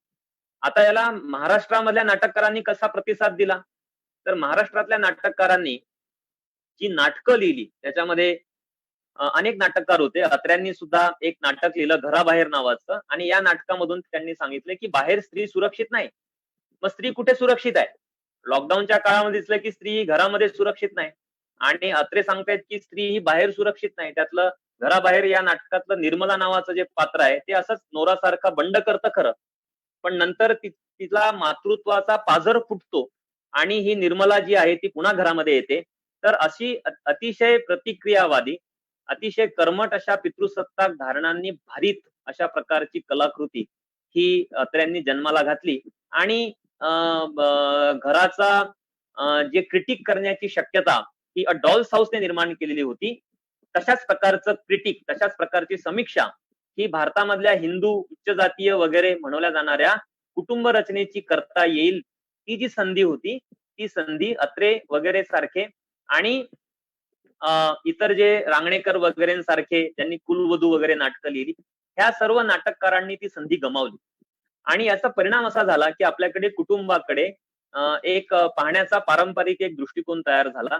मला असं वाटतं, की कोरोना लॉकडाऊनच्या काळामध्ये स्त्रियांनी श्रम आणि हिंसा ह्या 2 ज्या बाबी अनुभवल्या भारतामध्ये, त्या लक्षात घेता आपण कुटुंबाच्या एकूण रचनेविषयी प्रश्न उपस्थित केले पाहिजे आणि प्रचलित जी पितृसत्ताक पुरुष प्रधान, पुरुषाला मध्यवर्ती ठेवणारी, नवऱ्याकडे सर्व प्रकारच्या अधिकारांचं केंद्रीकरण करणारी जी एक अ, कुटुंब रचना आहे, त्या कुटुंब रचनेचा पुनर्विचार करण्याची संधी म्हणून याकडे आपण पाहिलं पाहिजे. अन्यथा आपण या पुनर्विचाराचा प्रश्न समाजामध्ये नेऊ शकत नाही. आता ही संधी आहे. म्हणजे त्यामध्ये कुटुंबासोबत आपल्याला विवाहही जोडला पाहिजे, की ज्या प्रकारची विवाह रचना ही भारतामध्ये अस्तित्वात आहे, त्या विवाहासह कुटुंबाचा पुनर्रचनेचा प्रश्न हा आपण आता चर्चेचा आणि प्रबोधनाचा प्रश्न केला पाहिजे. आता या व्यतिरिक्त अनेक मुद्दे, सूक्ष्मतम असे मुद्दे हे कोरोना आपत्तीच्या च्या संपूर्ण संकट समयी हे पुढे आलेले आहेत. उदाहरणार्थ, ज्या प्रकारचं विस्थापन झालं कामगारांचं, त्याच्यामध्ये स्त्रियाही होत्या आणि पुरुषही होत्या. त्यामध्ये दोन्ही भरडले गेले, पण स्त्रिया ह्या जास्त भरडल्या गेल्या. स्त्रिया ह्या मोठ्या प्रमाणावरती असंघटित आणि अनौपचारिक क्षेत्रामध्ये श्रम वेचत असतात. तुम्ही कुठल्याही गव्हर्नमेंट इस्टॅब्लिशमेंट कडे बघा, तुम्हाला असं दिसतं की सर्व मोठ्या इस्टॅब्लिशमेंटच्या पुरुषांनी प्रभावित आहेत. अशा अनेक विद्यापीठ आहेत, सावित्रीबाई फुले पुणे विद्यापीठासारखे, की ज्या विद्यापीठामध्ये अजून महिला कुलगुरू व्हायची आहे. नांदेड स्वामी रामानंद तीर्थ मराठवाडा विद्यापीठ, अशी अनेक विद्यापीठ आहेत. मुंबई विद्यापीठामध्ये अपवादाने एक महिला कुलगुरू काही काळ होत्या. डॉक्टर बाबासाहेब आंबेडकर मराठवाडा विद्यापीठाला मी जेव्हापासून पाहतो आहे, गेल्या 20 काही वर्षांपासून, तर तिथे महिला कुलगुरू नाही. मी एक उदाहरणासाठी केवळ हे घेतो आहे. तुम्ही कुठल्याही सरकारी प्रस्थापित रचना बघा, नोकरशाहीची रचना बघा, ब्युरोक्रॅट्स बघा. तर सार्वजनिक ठिकाणी औपचारिक क्षेत्रामध्ये पुरुषांचं वर्चस्व आहे आणि अनौपचारिक क्षेत्रातलं जे काम आहे ते स्त्रिया करतायत. त्यामुळे पटापट ज्या नोकऱ्या गेल्या त्या स्त्रियांच्या गेल्या. कारण त्यांना सहजपणे नोकरीतून काढून टाकता येतं. म्हणून स्त्रियांना जास्त प्रमाणामध्ये नोकऱ्या गमवाव्या लागल्या, कारण त्या अनौपचारिक क्षेत्रामध्ये काम करत होत्या किंवा त्यांचं श्रममूल्यही कमी झालं. म्हणजे मी नांदेड परिसरामध्ये राहतो. इथे सर्व भागातले मजूर परत आले एप्रिल महिन्यामध्ये आणि तेव्हा हळद वगैरेची काही कामं होती. तर हे कामं करण्यासाठी स्वस्त मजूर उपलब्ध झाले. तर काही खेड्यांमधून स्त्रियांना ₹80, ₹100 पर्यंत एका दिवसाची मजुरी देण्यात आली आणि त्यांच्याकडून 8 तास काम हे करून घेण्यात आलं. पुरुषांची मजुरी ₹300 होती, ती 150 पावणे ₹200 खाली आली आणि स्त्रियांची मजुरी जी ₹300 कमी होती, ती 100, 120, 80 आणि काही वेळा 5 तासांच्या कामासाठी ₹60. म्हणजे खरं तर आता शहरामधले मध्यमवर्गीय हे ₹60 हे एखाद्या रेस्टॉरंट मधल्या एक कप कॉफीवरती आपण खर्च करतो. पण नांदेड आणि मराठवाड्यासारख्या अतिशय मागास प्रदेशामधल्या स्त्रियांना 5 तासांच्या शेतमजुरीसाठी केवळ ₹60 मिळतात. ही आजची परिस्थिती आहे. त्यामुळे कोरोना या अरिष्टाचा जो परिणाम पुरुषांवर झाला तो तर विपरीत होताच, पण स्त्रियांवर झाला तो अधिक विपरीत होता. हे जगभर अनुभवायला आलेलं आहे. महायुद्धांच्या काळामध्ये सुद्धा हे अनुभवायला आलं, की आधी स्त्रियांच्या नोकऱ्या गेल्या. काही वेळा स्त्रियांना नोकऱ्या करण्यासाठी प्रवृत्त केलं गेलं महायुद्धाच्या काळामध्ये, पण युद्ध संपल्यानंतर सांगण्यात आलं की स्त्रियांनी पुन्हा घरात जावं, कुटुंब सावरावीत, बालसंगोपन करावं आणि स्त्रियांनी जी कामं केली होती आणि स्वतःची कर्तबगारी दाखवली होती, ती कामं, त्या कामाच्या जी ठिकाणं, ती पदं, ती पुन्हा पुरुषांकडे वर्ग केली गेली. हे पहिल्या आणि दुसऱ्या महायुद्धाच्या काळामध्ये अनुभवायला आलं. कोरोनाच्या काळामध्ये सुद्धा दिसलं की मोठ्या प्रमाणावरती जे श्रमजीवी ज्या स्त्रिया होत्या त्यांचं काम गेलं आणि त्यांना पुन्हा काम मिळण्याची शक्यता आता धूसर झाली. जे लोक नोकरी करतात औपचारिक क्षेत्रामध्ये त्यांच्या नोकऱ्या जात नाहीत. 3-3, 4-4 महिने शासकीय कार्यालय बंद होती, शाळा महाविद्यालय बंद होती, जिथे पुरुष मुख्यतः नोकरी करत असतात. पण स्त्रियांचे ज्या नोकऱ्या आणि कामं गेली त्या पुन्हा आल्या नाहीत. आशा वर्कर्स आणि नर्सेस विषयी खूप चर्चा झालेली आहे. ही चर्चा आपण वाचली असेल. तर नर्सेस ह्या खूप मोठं काम करतायत गेल्या काही काळापासून. पण यांना कुठल्याही प्रकारची सुरक्षा ही बहाल करण्यात आलेली नाही. यांना पदोपदी वारंवार एक अवहेलना ही वैद्यकीय क्षेत्रामध्ये अनुभवायला येते. जी सुरक्षा ही डॉक्टरांना बहाल करण्यात आली किंवा जे किट्स, महागडे किट्स जे होते, पीपी वगैरे किट्स, हे पुरुष डॉक्टर, मुख्यतः पुरुष होते, डॉक्टर्स असतात. तर ते जे अफोर्ड करू शकत होते, त्या प्रकारच्या किट्स या नर्सेसला दिल्या गेल्या नाहीत. मध्यंतरी एक लेख इकॉनॉमिक अँड पॉलिटिकल वीकली मध्ये आला आणि त्यांनी एक शब्दप्रयोग केला. तो शब्दप्रयोग होता की डॉक्सप्लेनेशन. म्हणजे जसं मॅन्सप्लेनेशन असं म्हटलं जातं की पुरुषांनी दिलेला युक्तिवाद, पुरुषांनी केलेले विधानं, पुरुषांनी वापरलेली भाषा ही स्वतःच एक विवेकाधिष्ठित भाषा असते असं पुरुष समजतात. तसंच वैद्यकीय क्षेत्रामध्ये डॉक्टर्स ज्या प्रकारची भाषा ही नर्सेससाठी वापरतात किंवा ज्या प्रकारचा भाव त्यांचा या महिला कर्मचाऱ्यांविषयी असतो आणि ज्या प्रकारचा युक्तिवाद ते करतात, त्या सगळ्यांना मिळून या अभ्यासिकेने डॉक्सप्लेनेशन अशी एक संकल्पना वापरली. त्यांनी असा प्रश्न उपस्थित केला की ज्या नर्सेस साठीचं जे महामंडळ असतं, जे बोर्ड असतं किंवा काउन्सिल जे असतं, त्या काउन्सिलचे प्रमुख सुद्धा हे डॉक्टर असतात आणि पुरुष डॉक्टर असतात. म्हणजे नर्सेस साठीचं महामंडळ असेल तर एवढ्या हजारो लाखो नर्स असतात.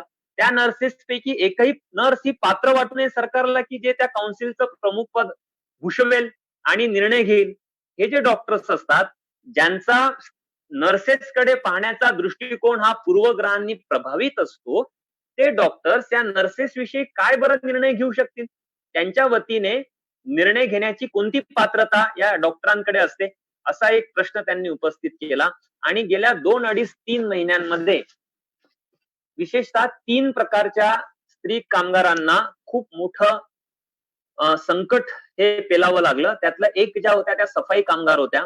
तुम्ही पुणे, मुंबई, नागपूर वगैरे महानगरपालिकांचा डेटा बघा.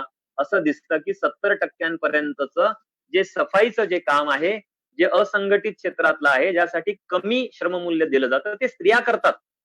त्या अस्पृश्य पूर्वाश्रमीच्या अस्पृश्य जातीच्या स्त्रिया आहेत, दलित स्त्रिया आहेत, शेड्यूल कास्ट कम्युनिटीच्या त्या स्त्रिया आहेत. त्या हे काम करत होत्या आणि लॉकडाऊनच्या काळामध्ये सुद्धा शहराची स्वच्छता काही थांबलेली नव्हती. दुसरं जे आशा वर्कर्स आहेत, त्यांना साध्या 500,000 रुपयांच्या वेतनवाढीसाठी संप करावे लागले, मोर्चे काढावे लागले आणि ज्यांच्यावरती ग्रामीण भागामधल्या आरोग्याची धुरा खरं तर सरकारने ज्यांच्या खांद्यावर ठेवलेली होती, त्यांना अल्प वेतनी ठेवण्यात आलेलं होतं आणि या स्त्रियांना या लॉकडाऊनच्या काळामध्ये त्यांच्यावरचं बर्डन वाढलं, त्यांच्यावरचा कामाचा बोजा वाढला, त्यांच्यावर सरकारने वेगवेगळी कामं लादली. पण त्यांच्या वाट्याला आलेलं अल्पवेतनी पण आणि अवहेलना ही कमी झाली नाही. आणि तिसरं म्हणजे वैद्यकीय क्षेत्रामधल्या नर्सेस आहेत. बरेच डॉक्टर्स हे पळून गेले, निघून गेले. त्यांनी सोयीनुसार निर्णय घेतले. पण हॉस्पिटल्स मधल्या ज्या नर्सेस होत्या त्यांना पळून जाता आलं नाही. 1 महिन्याचा जरी पगार झाला नाही, तर या श्रमजीवी वर्गाला कुटुंब सावरणे हे अवघड जातं. त्यामुळे नर्सेस ज्या होत्या त्या हॉस्पिटल सोडून पळून गेल्या नाहीत. ना शासकीय हॉस्पिटल्स मधल्या नर्सेस पळून गेल्या, ना खासगी रुग्णालयांमधल्या नर्सेस पळून गेल्या. त्या काम करतायत. कोरोना बाधित जे रुग्ण आहेत, त्या रुग्णांच्या शारीरिकदृष्ट्या सर्वात जास्त जवळ ह्या नर्सेस आहेत आणि त्यांच्या सुरक्षेचा प्रश्न, त्यांच्या वेतनाचा प्रश्न, त्यांच्या श्रम काळाचा प्रश्न म्हणजे ते 8 तास, 12 तास, 16 तास ड्युटी करतात. 3-4 हजार रुपये पगार असणाऱ्या नर्सेस मी स्वतः पाहिलेल्या आहेत, ज्या 8 तास काम करतात आणि आठवड्याची जी सुट्टी असते ती सुद्धा सरेंडर करतात आणि ते त्या दिवशी सुद्धा 8 तास अधिक काम करून थोडंफार वेतन स्वतःसाठी वाढवून घेतात. तर हे जे क्षेत्र आहे, या क्षेत्रांमध्ये सुद्धा अतिशय विदारक अनुभव हे स्त्रियांच्या वाट्याला आलेले आहेत. LGBTQ समूह याच्याविषयी आपण नेहमी समाजामध्ये वाचत असतो, चर्चा करत असतो, वेगवेगळे न्यायालयाचे निर्णय वाचतो, आपल्या धारणा बनवतो, त्या व्यक्तही करतो. पण ह्या समुदायावरती ह्या कोरोना पॅन्डेमिक संपूर्ण संकटामध्ये जे लॉकडाऊन वगैरे जाहीर झालं, तेव्हा या समाजावरती काय बेतलं असेल याची चर्चा ही माध्यमांमधून फारशी केली गेली नाही. ज्या प्रॉस्टिट्यूट्स होत्या, प्रॉस्टिट्यूशन तर असा एक म्हणजे त्याला भारताने लिगलाइजही केलेलं नाही आणि संपुष्टातही आणलेलं नाही. म्हणजे काही एनजीओ वगैरे आहेत त्या म्हणतात त्याला लिगलाइज करा. जसे इतर नोकरदार आहेत, श्रमजीवी आहेत, तशा ह्या सुद्धा स्त्रिया ह्या श्रमजीवी आहेत. त्या विशिष्ट अशा प्रकारचं श्रम करणार आणि त्याच्या मोबदल्यामध्ये त्यांना काय दिलं जावं, काय त्यांना मिळावं याविषयीचे नियम, कायदे सरकारने करावेत. अशा अशा मागण्या करणाऱ्या काही संस्था आहेत. आणि काही संस्था, काही चळवळी, काही संघटना अशा आहेत, की ज्या वेश्या व्यवसाय जो आहे, तो पूर्णपणे अबॉलिश करावा कायद्याने किंवा इतर प्रबोधनाच्या चळवळीच्या माध्यमातून अशा भूमिका घेत आहेत. तुर्तास मी यावर आता भाष्य करणार नाही.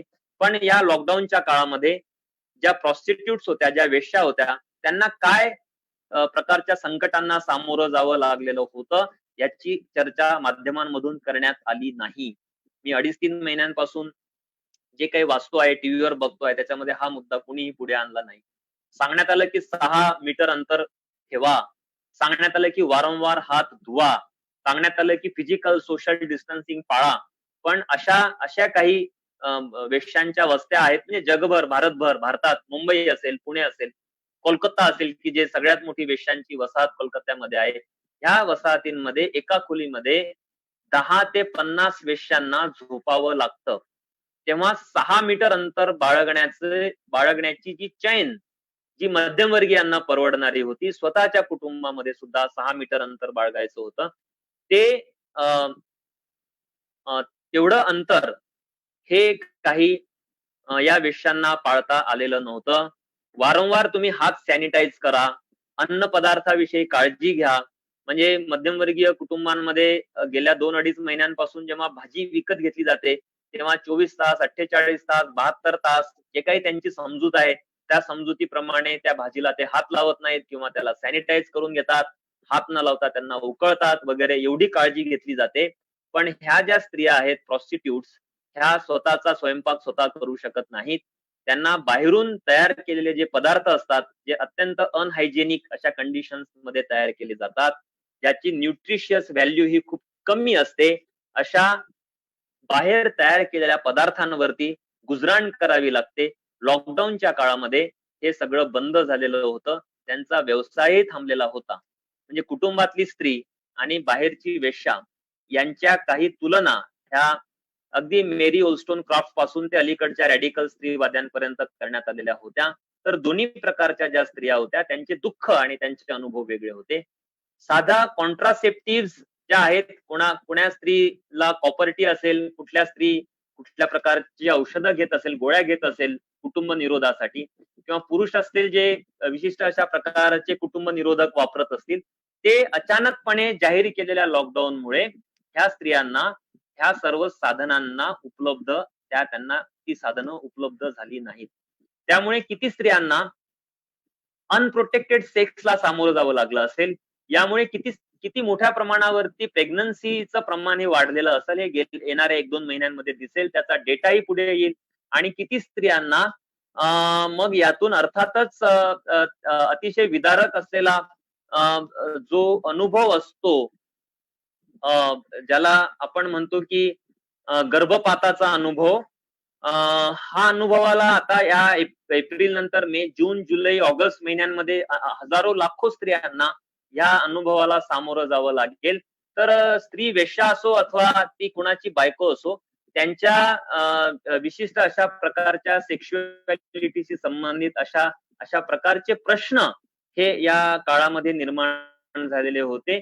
त्याची चर्चा आणि त्याची वाच्यता ही फारशी बाहेर झाली नाही. खरं तर स्त्रियांनी या संदर्भामध्ये बोलतं झालं पाहिजे, की 2-2.5 महिने नवरा हा कुटुंबामध्ये उपस्थित होता आणि या काळामध्ये त्यांचे अनुभव काय राहिलेले आहेत.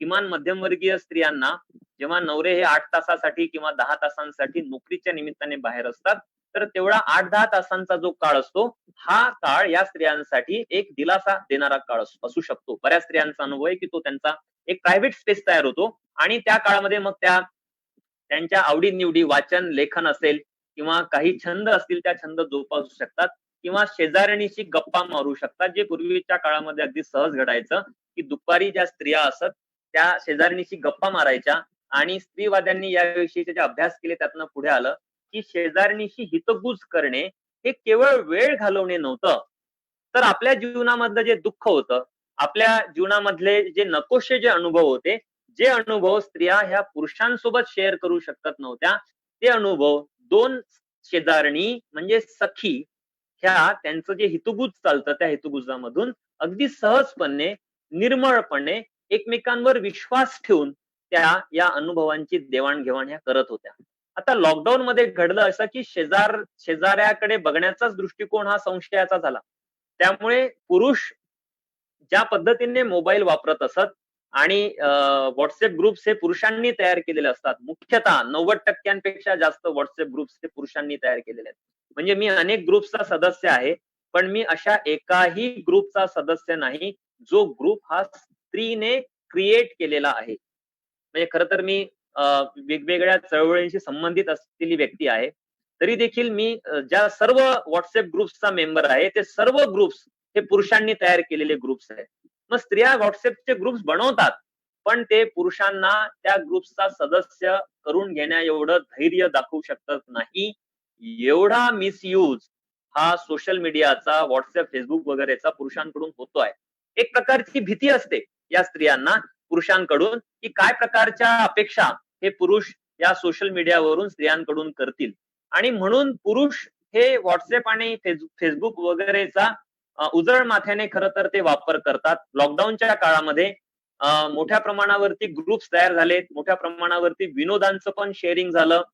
काही देशांनी तर पोर्नोग्राफीवरचे बंधनं सुद्धा उठवले, जे मुख्यतः पुरुषांच्या लालसेसाठी तयार करण्यात आलेले व्हिडिओज असतात. तुम्ही Facebook बघा. Facebookवरती असे व्हिडिओज हे अगदी अगदी खुलेपणाने अपलोड करण्यात येत आहेत. Facebook पण त्याला उत्तेजना देत आहे आणि मोठ्या प्रमाणावरती हे व्हिडिओज हे सहजपणे उपलब्ध करण्यात आले आणि ते पाहिले जात आहेत. असं म्हटलं गेलं एक छुपेपणाने, की पोर्नोग्राफिक व्हिडिओज उपलब्ध करून द्या, म्हणजे पुरुष हे कुटुंबाच्या बाहेर पडणार नाहीत. ते स्वतःचं मनोरंजन करतील आणि मग ते कुटुंबामध्ये अ, अ, रत होतील, म्हणजे ते मशगूल होतील आणि कुटुंबाच्या बाहेर पडणार नाहीत. म्हणजे परिणामी कोरोनाचा प्रसार हा होणार नाही. त्यामुळे कोरोनाच्या प्रसाराचा संबंध हा पोर्नोग्राफीशी कसा आहे, पितृसत्तेशी कसा आहे आणि असे पोर्नोग्राफिक व्हिडिओज पाहणारे जे पुरुष आहेत, ते कुटुंबामधल्या आपल्या स्वतःच्या पत्नीसोबत किंवा कुटुंबातल्या इतर स्त्रियांसोबत किंवा पाजारी ज्या स्त्रिया आहेत त्यांच्यासोबत किंवा कामाच्या ठिकाणच्या ज्या स्त्रिया आहेत त्यांच्याविषयी काय धारणा बाळगतील याचा तुम्ही विचार करू शकता. तुम्ही स्वतः हे पोर्नोग्राफिक व्हिडिओज पाहू शकता, त्यांचा अभ्यास करू शकता आणि त्यांचा काय परिणाम हा या पुरुषांच्या मानसिकतेवरती होत असेल याचाही तुम्ही विचार करू शकता. आता शेवटचा एक मुद्दा मी उपस्थित करेल आणि थांबेल कारण हे एक मोठा दीर्घ असा चर्चेचा विषय असू शकतो. पण याचा परिणाम हा येणाऱ्या काळामध्ये स्त्रियांच्या जीवनावरती खूप विपरीत असा होणार आहे. एकतर स्त्रिया मोठ्या प्रमाणावरती कुटुंबामध्ये पुन्हा मागे ढकलल्या गेलेल्या आहेत. म्हणजे वसतिगृह बंद झालेली आहेत. मुली शिकत होत्या. नांदेड हे उच्च शिक्षणाचं एक केंद्र आहे मराठवाड्यामधलं. तसं पुणे आहे, मुंबई आहे, नागपूर आहे, मोठी-मोठी शहरं आहेत, औरंगाबाद आहे आणि भारतामध्ये शेकडो शहरं आहेत. या शहरांमध्ये वसतिगृह होती, या वसतिगृहांमध्ये स्त्रिया शिकत होत्या. वर्किंग विमेनचे हॉस्टेल्स होते, या हॉस्टेल्समध्ये स्त्रिया राहत होत्या. म्हणजे त्या कुटुंबापासून लांब राहत होत्या. बऱ्याच स्त्रिया ह्या नोकरी करत होत्या आणि नोकरीच्या निमित्ताने त्या कुटुंबामधनं 6 तास, 8 तास, 10 तास त्या बाहेर सार्वजनिक जीवनामध्ये स्वतःच काळ हा व्यतीत करत होत्या. ह्या अनेक स्त्रिया असंघटित क्षेत्रामध्ये काम करणाऱ्या स्त्रिया, ह्या सर्व स्त्रिया कुटुंबामध्ये ढकलल्या गेल्या लॉकडाऊनच्या काळामध्ये आणि त्यांना सांगण्यात आलं, की तुम्ही कुटुंब सोडू नये आणि याचा दीर्घकाळ परिणाम होणार आहे. इकॉनॉमी कधी सावरली जाईल माहिती नाही, पण या इकॉनॉमीमध्ये ह्या स्त्रिया अगदी सहजपणे पुन्हा एकदा सामावून घेतल्या जाणार नाहीत. ज्या स्त्रिया खेड्यामधून शहरामध्ये गेलेल्या होत्या, त्या चाळींमध्ये राहत होत्या, त्यांचे नवरे कामगार होते किंवा काही नोकरदार होते किंवा काही कंपन्यांमध्ये काम करत होते. त्या स्त्रियांना शहरामध्ये उपलब्ध असलेला जो उदारमतवादी अवकाश होता, तो उपलब्ध होता. त्यांचं जीवन बदललेलं होतं, त्यांच्या धारणा बदललेल्या होत्या, त्यांचा दृष्टिकोन बदललेला होता.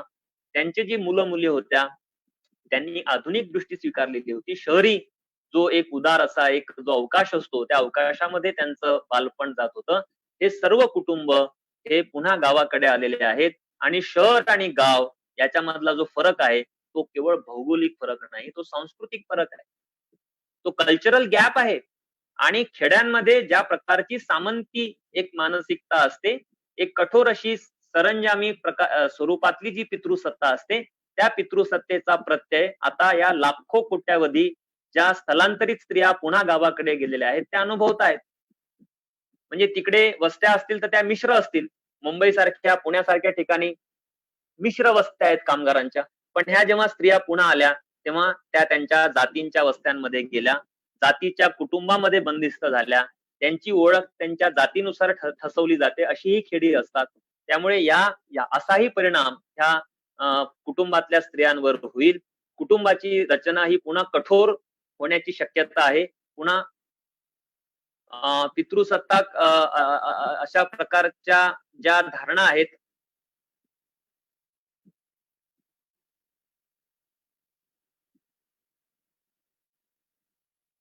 अक्रम काय झालं? लवकर.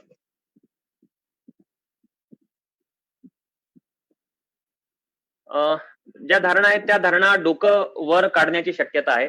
तर याचा काय परिणाम होईल याचं एक फक्त आपल्याला लक्षात यावं म्हणून मी एक उदाहरण घेईल, की शिक्षण क्षेत्रावर याचा काय परिणाम होईल? स्त्रियांच्या शिक्षणावर काय परिणाम होईल? तर खूप विपरीत परिणाम होईल. एकतर मोठ्या प्रमाणावर प्रायव्हेटायझेशन वाढेल. ऑनलाईन शिक्षणाच्या नावाखाली वरच्या वर्गासाठीची एक चंगळ बनेल, की अगदी पहिलीपासून ते पी पर्यंतचे धडे हे आता ऑनलाईन देण्यात यावेत, असं सरकार सुद्धा म्हणत आहे.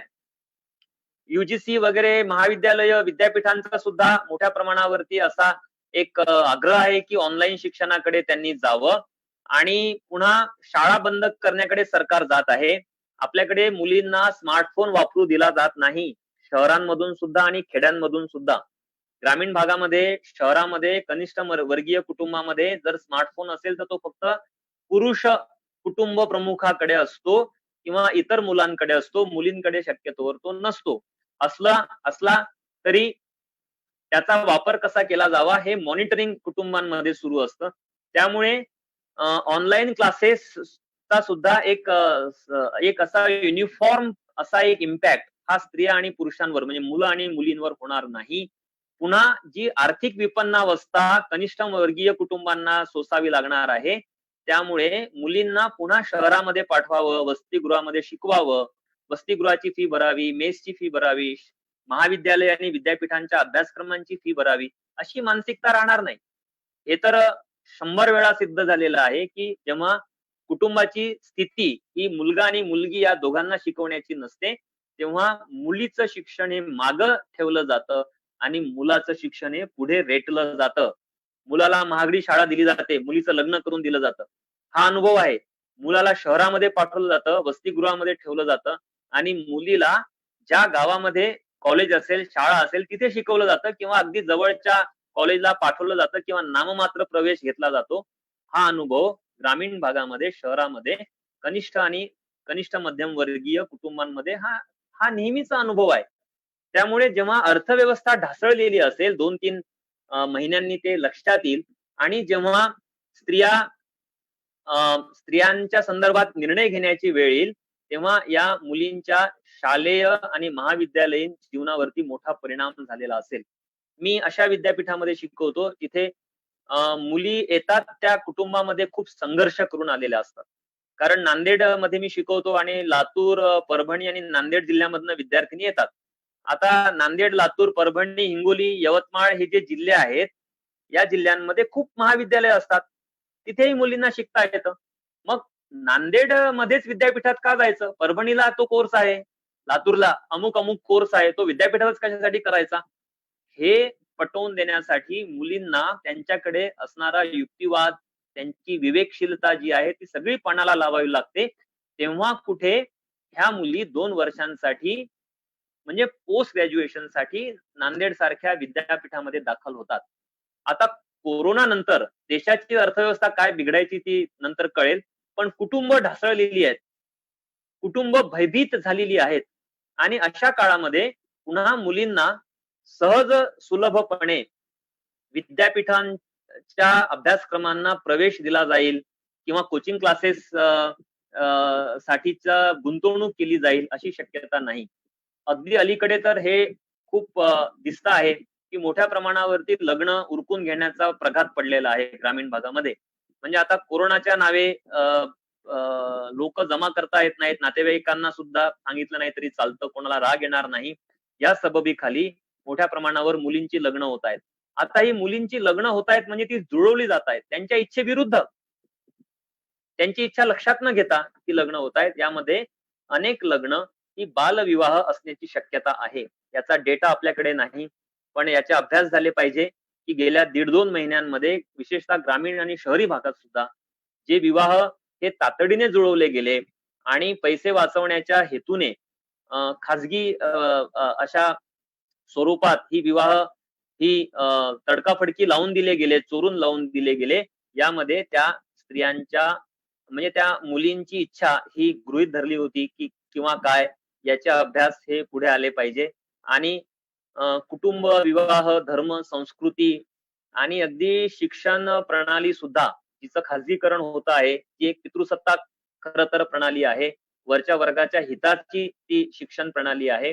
ह्या सर्वच ज्या समाजातल्या उपव्यवस्था ज्या आहेत, त्यांचं पुनर्मूल्यांकन करण्याची संधी म्हणून आपण या कोरोना संकटाकडे पाहिलं पाहिजे. मी आता इथे थांबतो. मी किती वेळ बोललो याकडे माझं लक्ष नव्हतं. पण जर मी वेळेच्या मर्यादेचा भंग केला असेल तर तुम्ही कृपया मला माफ करा. आणि यानंतर काही प्रातिनिधिक स्वरूपामधले काही प्रश्न असतील तर त्या प्रश्नांना सामोरं जायला मला नक्कीच आवडेल. संयोजकांचे मी इथेच आभार मानतो आणि श्रोते, प्रेक्षक जे काही आहेत त्या सर्वांचे आभार मानतो. आणि काही प्रश्न असतील तर या प्रश्नांना नक्कीच उत्तरं द्यायला मला आवडेल. तर प्रश्न चॅट बॉक्समध्ये तुम्ही लिहा किंवा जे संयोजक आहेत ते मला कळवतील माझ्या माझ्या व्यक्तिगत नंबरवरती.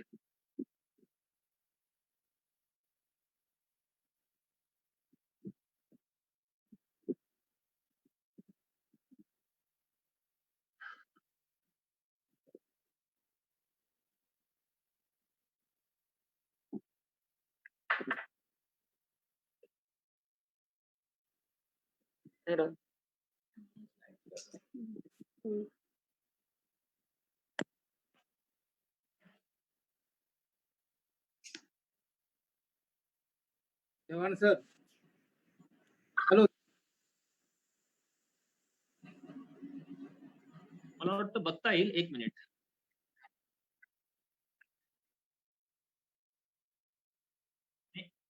बघता येतोय. 1 मिनिट.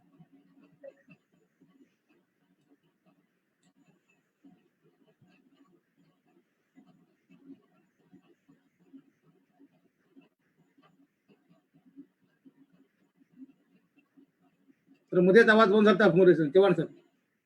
खूप आहेत. तुम्ही मलाच सांगा 2-3 निवडून, कारण मला वाचायला खूप वेळ जाईल याच्यात. भारत, तुम्ही कृपया मला सांगा निवडून, कारण खूप 23 कॉमेंट्स आहेत. तर मी एवढ्या वाचू शकत नाही, मला खूप वेळ जाईल. तोपर्यंत एका प्रश्नाचं तुम्ही तयारी करा, तोपर्यंत मी एका प्रश्नाचं उत्तर देतो. एक प्रश्न असा आहे की याचा परिणाम हा पुरुषांवर सुद्धा कसा होणार आहे.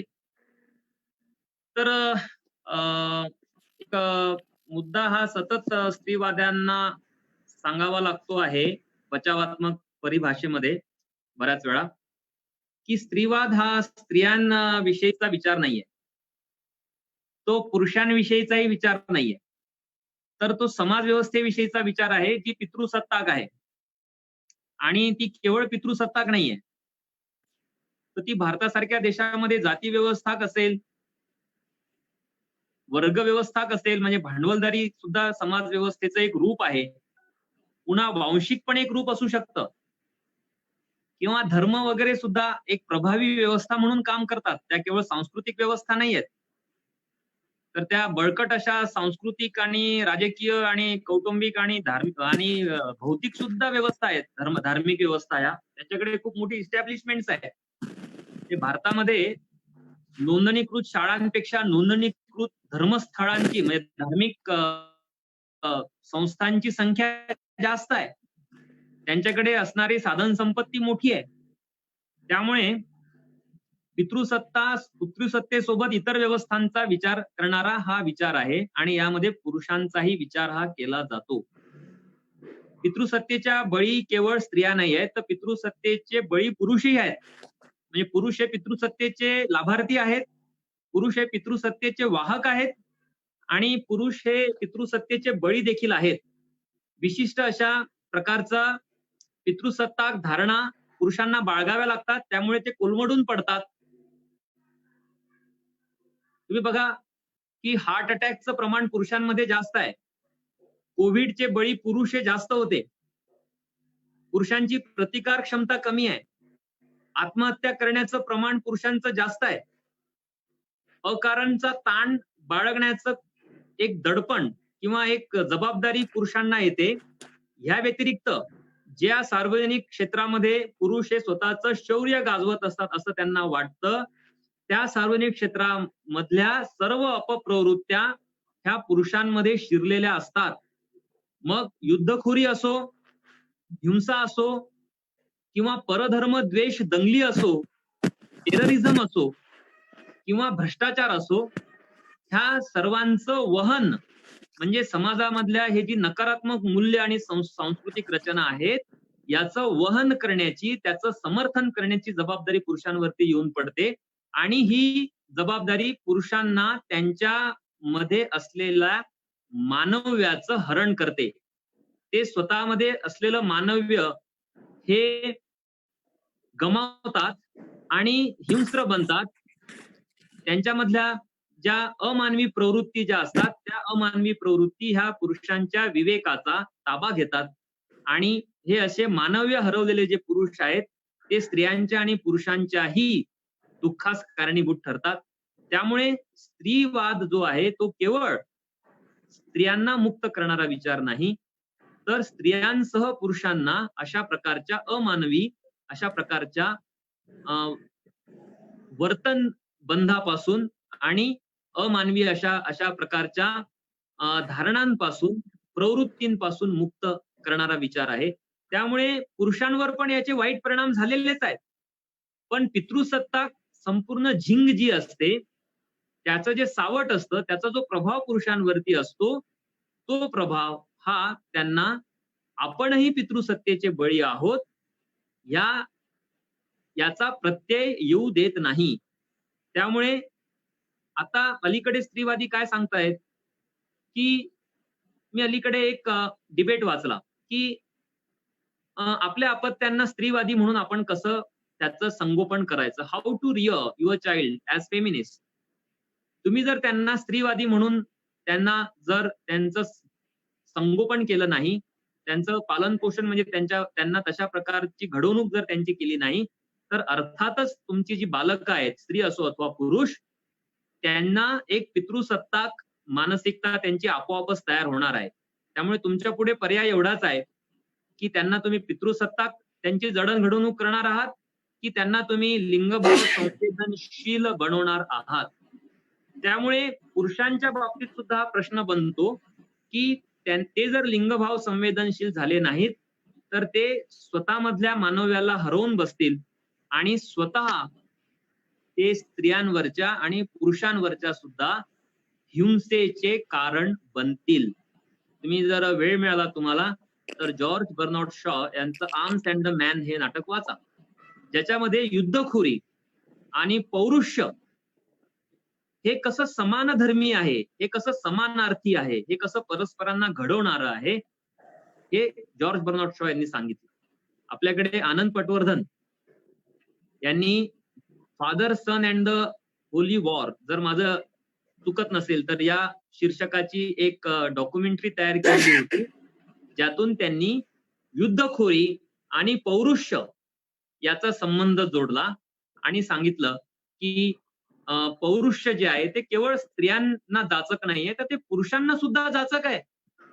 भारत चीन युद्ध होतं, भारत पाकिस्तान युद्ध होतं, याच्यामध्ये दोन देशांमधले पुरुष सैन्य जे असतं ते एकमेकांचा घात करतं, एकमेकांवरती हल्ला करतात, एकमेकांचा जीव घेतात आणि त्याच्यामध्ये राष्ट्रवाद आणि त्याच्यामध्ये एक प्रकारचं एक एक एक एक एक प्रकारचं ज्याला म्हणता येईल की ज्याला इंग्रजीमध्ये ना जिंगोइझम म्हटलं जातं, की अ, एक पिसाटलेला राष्ट्रवाद ज्याला म्हणता येईल, तो या पुरुषांच्या मनाचा ठाव घेतो. त्यामुळे पौरुष्य जे आहे ते पौरुषाला सुद्धा आपल्याला प्रश्नांकित करावं लागेल. तर दुसरे काही प्रश्न असतील तर मी त्यांना सामोरं जाईल.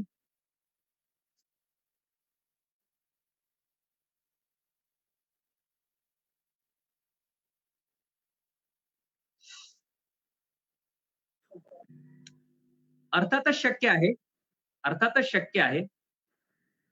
याच्याविषयी आता स्त्रीवाद्यांनी म्हणजे प्रश्न उपस्थित करायला आता जवळपास 50 वर्ष होत आहेत. म्हणजे पहिलं पुस्तक हे 1972 मध्ये आलं. मॅनमेड लँग्वेज म्हणून हे हे एक पुस्तक आलेलं होतं.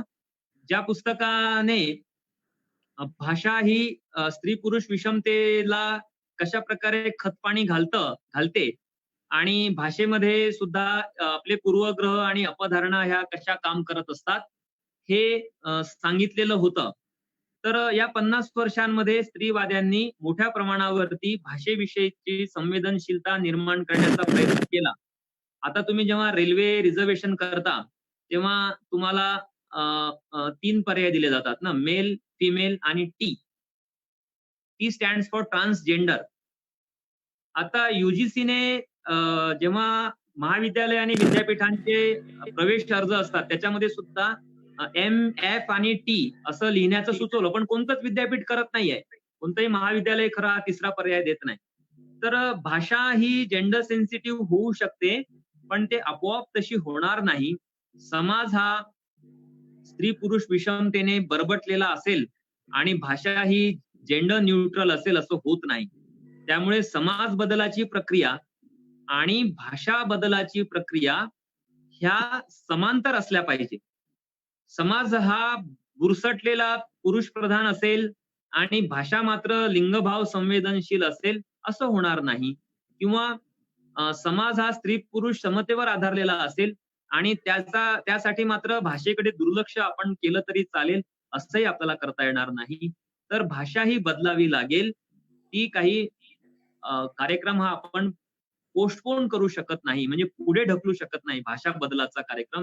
त्यामुळे भाषेमधली लिंगभाव संवेदनशीलता, नवरा बायकोशी कसं बोलतो, मुलगा बहिणीशी म्हणजे भाऊ बहिणीशी कसं बोलतो, एक पुरुष कलिग बॉस जो पुरुष असतो तो त्याच्या इतर स्त्री कलिग सोबत, महिला सहकाऱ्यांसोबत कसा बोलतो, ह्या सगळ्या सूक्ष्मतेतल्या गोष्टी आहेत. त्या गोष्टींचा आपल्याला पुनर्विचार करावा लागेल. अगदी कुटुंबामध्ये असणारी भाषा, स्त्री पुरुषांचा अगदी तथाकथित अर्थाने रोजचा नैसर्गिक वगैरे समजला जाणारा संवाद असो किंवा गॉसिपिंग असो किंवा जोक्स असो, जे जोक्स हे शेअर केले जातात वेगवेगळ्या ग्रुप्सवरून किंवा छापले जातात इंटरनेटवरती. आता लाखो जोक्स उपलब्ध आहेत. ह्या सर्वांचं आपल्याला पुनर्मूल्यांकन करावं लागेल. तर ही प्रक्रिया आपोआप घडणार नाही. ती जाणीवपूर्वक घडवून आणावी लागेल आणि त्यातूनच आपण निकोप अशा समाजाच्या निर्मितीची हमी बाळगू शकतो.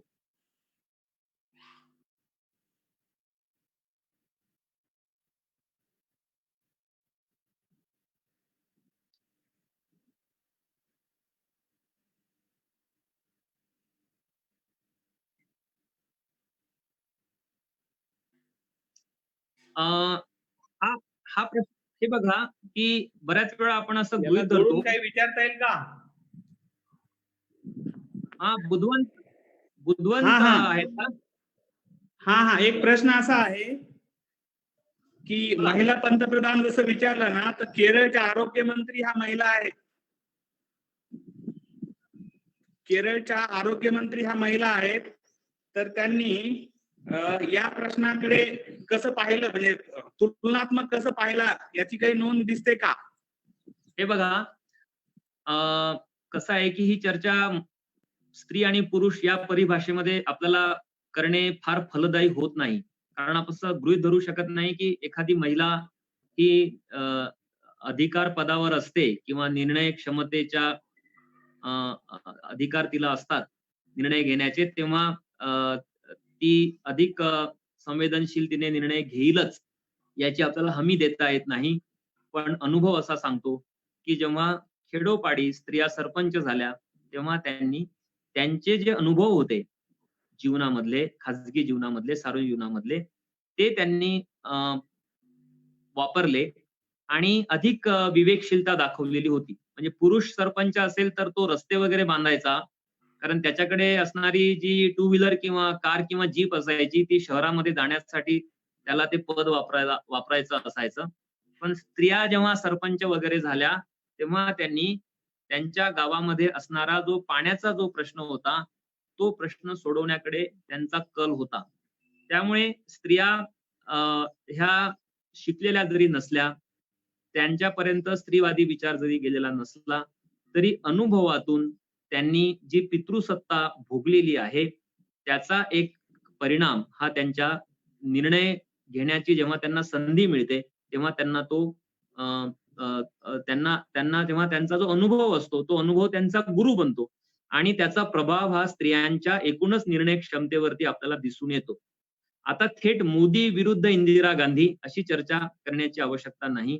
पण इमर्जन्सीच्या वेळी दारिद्र्याचा मुद्दा हाताळण्याचा भाग म्हणून कुटुंब नियोजनाकडे पाहिलं गेलं आणि ज्या प्रकारचं सक्तीचं कुटुंब नियोजन केलं गेलं, तेव्हा अनेक पुरुषांच्या कुटुंब नियोजनाच्या शस्त्रक्रिया ह्या घडवून आणल्या गेल्या होत्या. आता त्याचा अर्थ तुम्ही कसा लावायचा तो तुम्ही लावा. मी त्याच्याविषयी आत्ता भाष्य करणार नाही.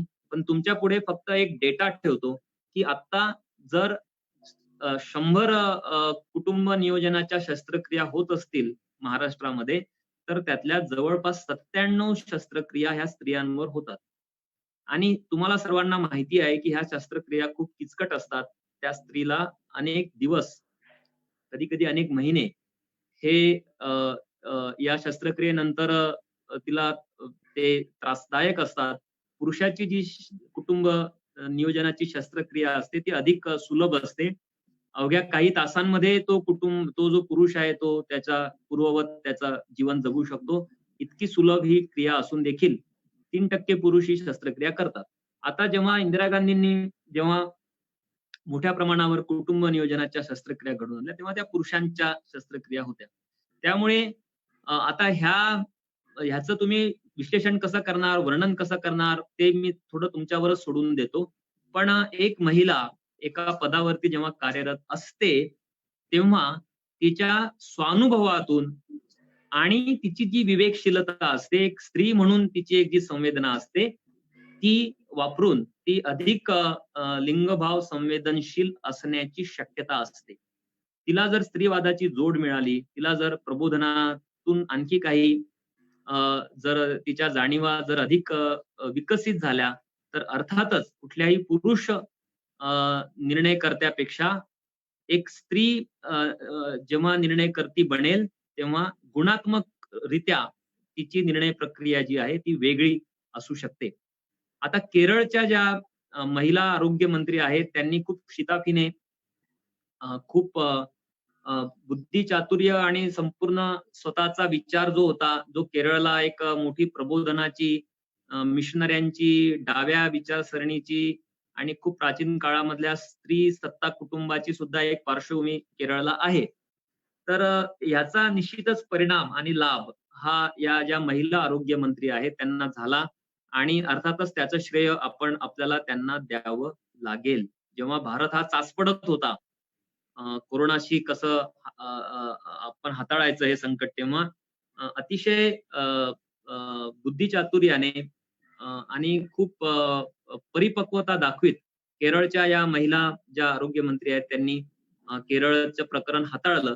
तर त्याच्यामध्ये त्यांचं महिला असणं हे आपण नाकारू शकत नाही. त्याचीही नीट उकल व्हायला पाहिजे असं मला वाटतं.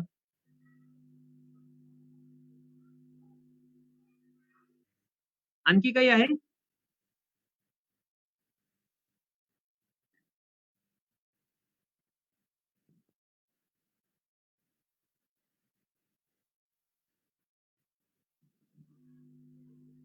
हं. अ, आता याचं उत्तर इतक्या म्हणजे कमी वेळामध्ये मला देता येणार नाही. मी जरा याचं वेगळं उत्तर देईल, की मी वर्ध्यामध्ये एक व्याख्यान दिलं होतं. जवळपास दीर्घ व्याख्यान होतं. ज्याचा विषयच हा राष्ट्रवाद आणि पितृसत्ता असा होता. आणि 2 भागांमध्ये हे माझं व्याख्यान YouTube वरती उपलब्ध आहे. आणि मी माझ्या व्याख्यानाचा प्रचार करतोय असं वाटू शकतं तुम्हाला. पण ठीक आहे, तुम्ही तसंही समजा, हरकत नाही. तर मला असं वाटतं, की मी 3 तास या विषयावरती बोललेलो होतो. तर तुम्ही ते जरूर ऐकावं. या व्यतिरिक्त खूप दीर्घ चर्चा ही राष्ट्रवादाची ही पितृसत्तेच्या संदर्भामध्ये करण्यात आलेली आहे. जेंडर अँड नेशन नावाचं एक पुस्तक इंग्रजीमध्ये भारतीय राष्ट्रवादाच्या जडणघडणीच्या संदर्भामध्ये अ, अ, संपादित करण्यात आलेलं होतं. तर भारतीय राष्ट्रवादाची जडणघडण ही पितृसत्ताक मूल्यांनी प्रभावित आहे. ती राष्ट्रवादाचीच नाही तर मूळ राष्ट्र संकल्पनेच्या मुळाशीच एक पितृसत्ताकता जगभर काम करत होती. आणि राष्ट्र उदयाला येत असताना धर्म, संस्कृती आणि विशिष्ट अशा प्रकारच्या परसमूहाविषयीच्या धारणा, त्यांचा द्वेष, युद्ध, हिंसा ह्या सगळ्या गोष्टी त्याच्यामध्ये गुंतलेल्या होत्या. भारताचा अनुभव असा सांगतो, की जसं राष्ट्रवादी चळवळी ह्या प्रभावी झाल्या, तसतसा सार्वजनिक चर्चा विश्वामधून स्त्रियांच्या प्रश्नांची वजाबाकी झाली. म्हणजे 1910-20 नंतर जवळपास राष्ट्रीय चळवळीमधून स्त्री प्रश्न हा बाद झालेला होता. आणि राष्ट्रीय प्रश्न तो राष्ट्राच्या स्वातंत्र्याचा प्रश्न होता, निर्मितीचा प्रश्न हा मुख्य बनला. नंतर सुद्धा जे धार्मिक विकृत रूप राष्ट्रवादाने धारण केलं, त्याच्यामध्ये परधर्मीय समूहाला शत्रू लेखणे आणि परधर्मीय स्त्रियांना हिंसेचं लक्ष्य करणे हे घडलं. हे पार्टिशन मध्ये पण घडलं, हे धार्मिक दंगलींमध्ये पण घडलं आणि हे शीख वगैरे विरोधी दंगलींमध्ये पण घडलं. गुजरात 2002 मध्ये ज्या प्रकारचा नरसंहार झाला त्याच्यामध्ये सुद्धा हे दिसून आलं वंशसंहाराच्या वेळी.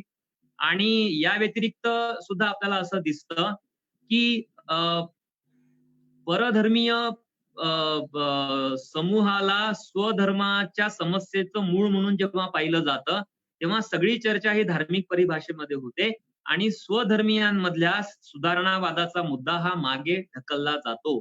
आता सगळी चर्चा ही हिंदू मुस्लिम या परिभाषेमध्ये करत असताना मुस्लिम स्त्रियांचे प्रश्न आहेत, हिंदू स्त्रियांचे प्रश्न आहेत आणि ते प्रश्न स्वधर्मीयांमधल्या पितृसत्ताक जाणीवेच्या संदर्भात प्रबोधन केल्याशिवाय सुटणार नाहीत.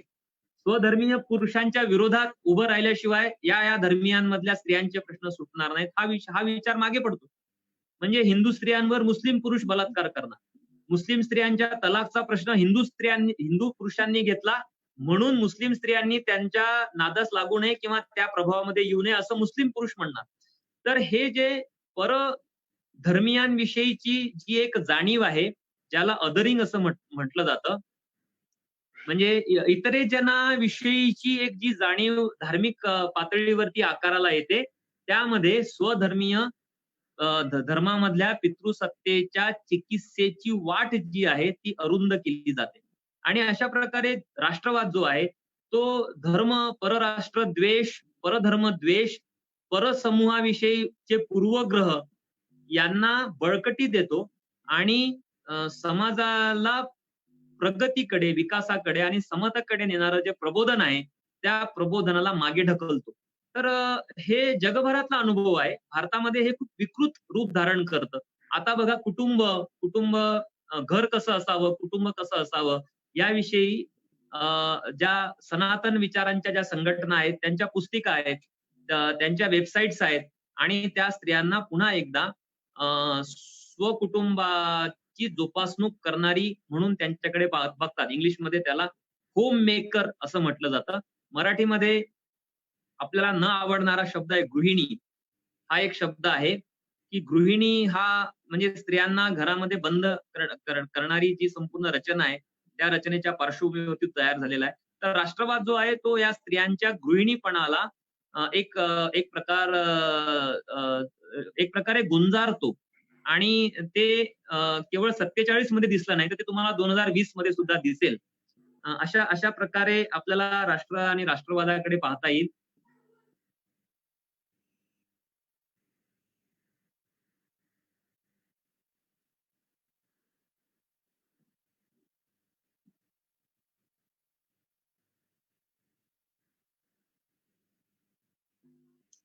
जागतिकीकरणाचे परिणाम स्त्रियांवर झाले ते दोन्ही अर्थांनी झाले. एकतर भांडवलशाही ही नित्यपणे ती कुटुंब संस्थेवरती हल्ला करत आलेली आहे. तुम्ही नीट बघा, गेल्या 200-250 वर्षांमध्ये कुटुंब संस्थेवरती सर्वात मोठे हल्ले भांडवलशाहीने केले. म्हणजे भांडवलशाहीने कुटुंब संस्थेला वापरलं सुद्धा. कुटुंबामधल्या स्त्रियांचे अवैतनिक श्रम हे भांडवलशाहीने वापरले आणि त्याचा परिणाम हा पुरुषांना अल्पवेतनी श्रमिक म्हणून त्यांचं शोषण करण्याकडे भांडवलशाहीचा कल राहिला. तरी सुद्धा भांडवलशाहीने स्त्रियांना एक अवकाश उपलब्ध करून दिला. जागतिकीकरणानंतर खरं तर LGBTQ या समूहाचे जे प्रश्न आहेत ते प्रश्न पुढे आलेत. मोठ्या प्रमाणावरती मोबिलिटी आणि मायग्रेशन वाढलं, कुटुंबाला तडे गेलेत आणि स्त्रिया ह्या एकट्या स्त्रिया सुद्धा राहू शकतात किंवा राहत आलेल्या असतील तर त्याची नोंद घ्यावी असं सेन्सस वरती दबाव आणला गेला 2011 मध्ये. हे जागतिकीकरणाच्या काळामध्ये घडलं. माध्यमं पुढे आलीत, चित्रपट आणि एंटरटेनमेंटचं स्वरूप बदललं आणि याच्यामधनं किमान काही स्त्रियांना सार्वजनिक जीवनामध्ये प्रवेश करण्यासाठीच्या शक्यता ह्या निर्माण झाल्या. तर हे जागतिकीकरणाचं एक रूप होतं, जे रूप सर्व स्त्रियांना त्याचा प्रत्यय आला नाही किंवा त्याचा लाभ घेता आला नाही, पण समाजामधल्या एका विशिष्ट अशा घटकाला, विशिष्ट एका सेक्शनला मात्र हा अवकाश हा गेल्या 25-30 वर्षांमध्ये खुला झालेला आहे, तो आपण नाकारू शकत नाही. पण दुसऱ्या बाजूला ह्याच जागतिकीकरणाने धर्मवादाला आणि सांस्कृतिक संपूर्ण जे उधाण आलेलं आहे, अस्मितेच्या राजकारणाला जे उधाण आलेलं आहे, विशिष्ट असा प्रखर परराष्ट्रचा द्वेष करणारा राष्ट्रवाद विकास पावलेला आहे आणि श्रमाचंही स्वरूप बदललेलं आहे. असंघटित क्षेत्रामध्ये वाढ झालेली आहे, ज्याच्यामध्ये स्त्रिया अर्थातच बळी होत आहेत. कुटुंबाला तडे गेले एका बाजूला, पण दुसऱ्या बाजूला कुटुंब सावरण्यासाठी अवघी चित्रपट सृष्टी धावून आली.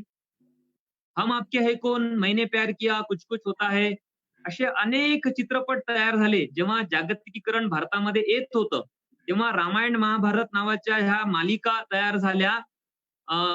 हिंदी दूरदर्शनवरून अनेक मालिका, म्हणजे मी जेव्हा खूप शालेय विद्यार्थी होतो तेव्हा मला आता पूर्ण नाव आठवत नाही, पण हम लोग नावाची एक मालिका होती, हम हिंदुस्तानी नावाची मालिका होती, ज्यांनी उच्च जातीय हिंदू उच्च जातीय पितृसत्ताक कुटुंबाचा गौरव केला. अशा काळामध्ये केला जेव्हा नव्या आर्थिक धोरणाचे आणि जागतिकीकरणाचे नवे वारे भारतामध्ये वाहत होते. त्याच काळामध्ये हम आपके है कौन नावाचा चित्रपट आला, ज्याच्यामधली नायिका ही स्वतःला सती जाण्यासाठी ती तयारी दाखवते आणि मग पुरुषी औदार्य पुढे येतं आणि मग त्या नायिकेचा विवाह हा तिच्या प्रियकरासोबत करून दिला जातो.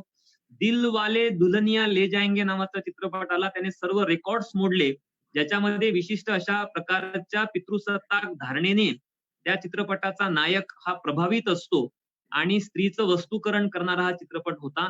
तर दोन्ही परिणाम जागतिकीकरणाचे स्त्रियांवरती दिसून आले. कुटुंबाचा गौरवही करण्यात आला, कुटुंब सावरण्यासाठी हिंदू राष्ट्रवाद पुढे आला आणि त्यांनी सर्व प्रयत्नानिशी कुटुंबाला तडा जाणार नाही अशा प्रकारच्या रचना ह्या गेल्या 25-30 वर्षांमध्ये समोर आणलेल्या आहेत. मध्यंतरी ज्यांचं दुःखद निधन झालं त्या अपर्णा, त्यांचं आडनाव राम तीर्थ, तर त्यांचे व्हिडिओज युट्यूबवर आहेत, तुम्ही बघू शकता की या काळामध्ये जेव्हा कुटुंब खरं तर उद्ध्वस्त व्हायला हवं आहे, एक पितृसत्ताक कुटुंब या अर्थाने, तेव्हा त्याला सावरण्याचा प्रयत्न सर्व धर्मीय, सर्व जातीय, सांस्कृतिक संघटना, जातीय संघटना करतायत.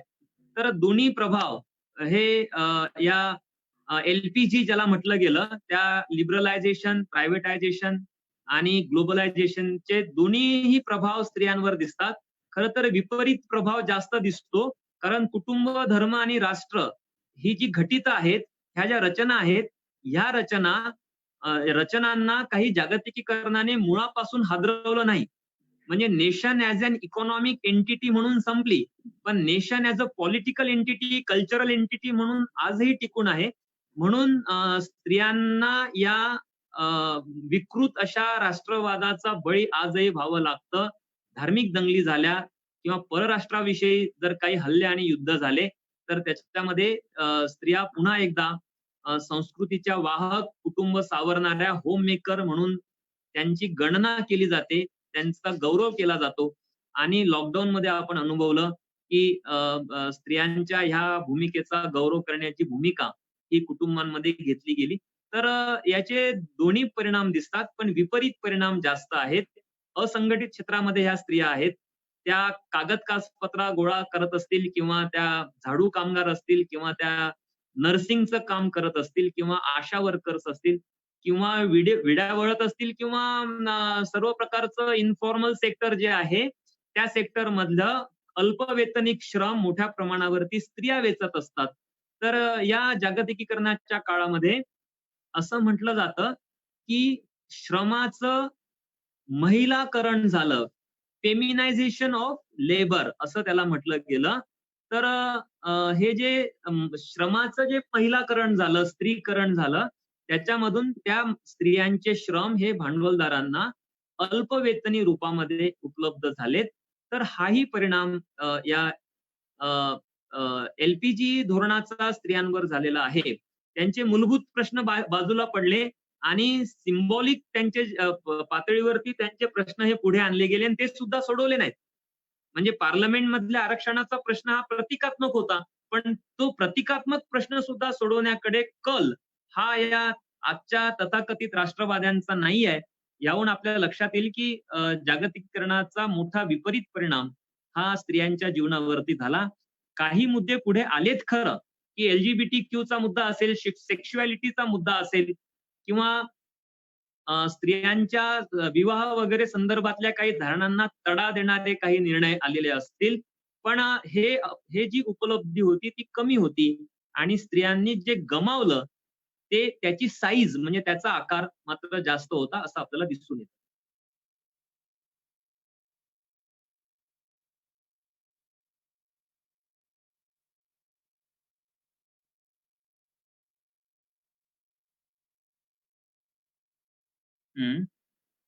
परत एकदा वाचाल का?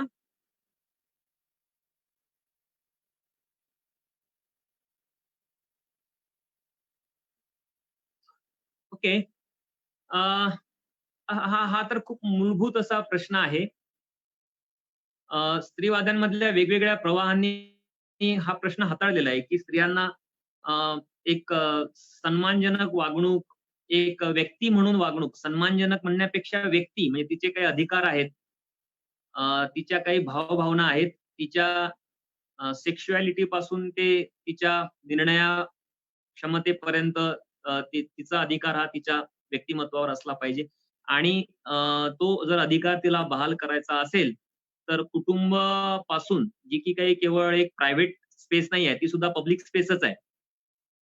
तर कुटुंबापासून ते संसदेपर्यंत जे काही क्षेत्र आहेत, मी प्रायव्हेट आणि पब्लिक या परिभाषेमध्ये बोलणार नाही या संदर्भामध्ये. तर हे सर्वच क्षेत्र हे सार्वजनिक क्षेत्र आहे. या क्षेत्रांमध्ये स्त्रियांची व्यक्ती म्हणूनची आणि तिला जी मूल्य आपण मूल्य म्हणून स्वीकारलेली होती गेल्या 200-250 वर्षांपासून आपण चर्चा केली की स्वातंत्र्य, समता आणि बंधुता. आणि त्या बंधुताऐवजी किंवा त्याच्यासोबत आता भगिनी भाव असं म्हणतो आपण. तर स्वातंत्र्य, समता आणि बंधू भगिनी भाव हा जो हे जे नवमूल्य आहे, ह्या मूल्यांनी युक्त आणि ही मूल्य आणि हे अधिकार बहाल केलेली जी व्यक्ती असेल तिची आपल्याला पुनर्प्रस्थापना करावी लागेल. म्हणजे कोणी एकेकाळी आपण अशा समाजामध्ये होतो की ही मूल्य आपण अनुभवलेली आहेत, पण नंतर खाजगी मालमत्ता आली, कुटुंब आलं, धर्म आलं आणि आपण त्याच्यासोबत पितृसत्ता आली.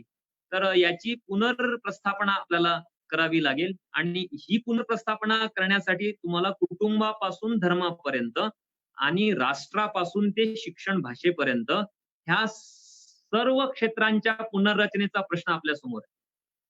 आपण असं म्हणू शकत नाही की आजचा धर्म, राष्ट्र, भाषा, साहित्य आणि कुटुंब आहे तसंच ठेवू आणि स्त्रियांना मात्र कागदोपत्री काय ते अधिकार आहेत ते देऊन टाकू किंवा त्याची घोषणा करून टाकू, असं होत नाही. अशा घोषणा झालेल्या आहेत. यापूर्वी सुद्धा अनेक डिक्लेरेशन्स आहेत, अनेक कायदे आहेत पण ह्या कायद्यांची अंमलबजावणी आपल्याकडे होत नाही. कारण समाज हा पितृसत्तेने भारित आहे. राईट टू प्रॉपर्टी हा हिंदू कोड बिलाने दिलेली आहे.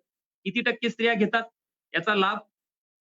जेव्हा कुटुंबाच्या संपत्तीची वाटणी होते तेव्हा किती स्त्रियांना हा हक्क बहाल केला जातो याचा डेटा आपण जनरेट करू शकतो किंवा काही पाहण्या घेऊ शकतो. त्यातनं हे सगळं पुढे येईल. तर मला असं वाटतं की व्यक्ती म्हणून स्त्रीची पुनर्स्थापना ही समाजामध्ये करावी लागेल आणि त्यासाठी स्त्रीवादीच नाही तर ज्याही कोणत्या प्रागतिक विचारांच्या संस्था, संघटना, व्यक्ती असतील त्यांना खरं तर एकत्रितपणे ह्या सगळ्या गोष्टींवरती काम करावं लागेल.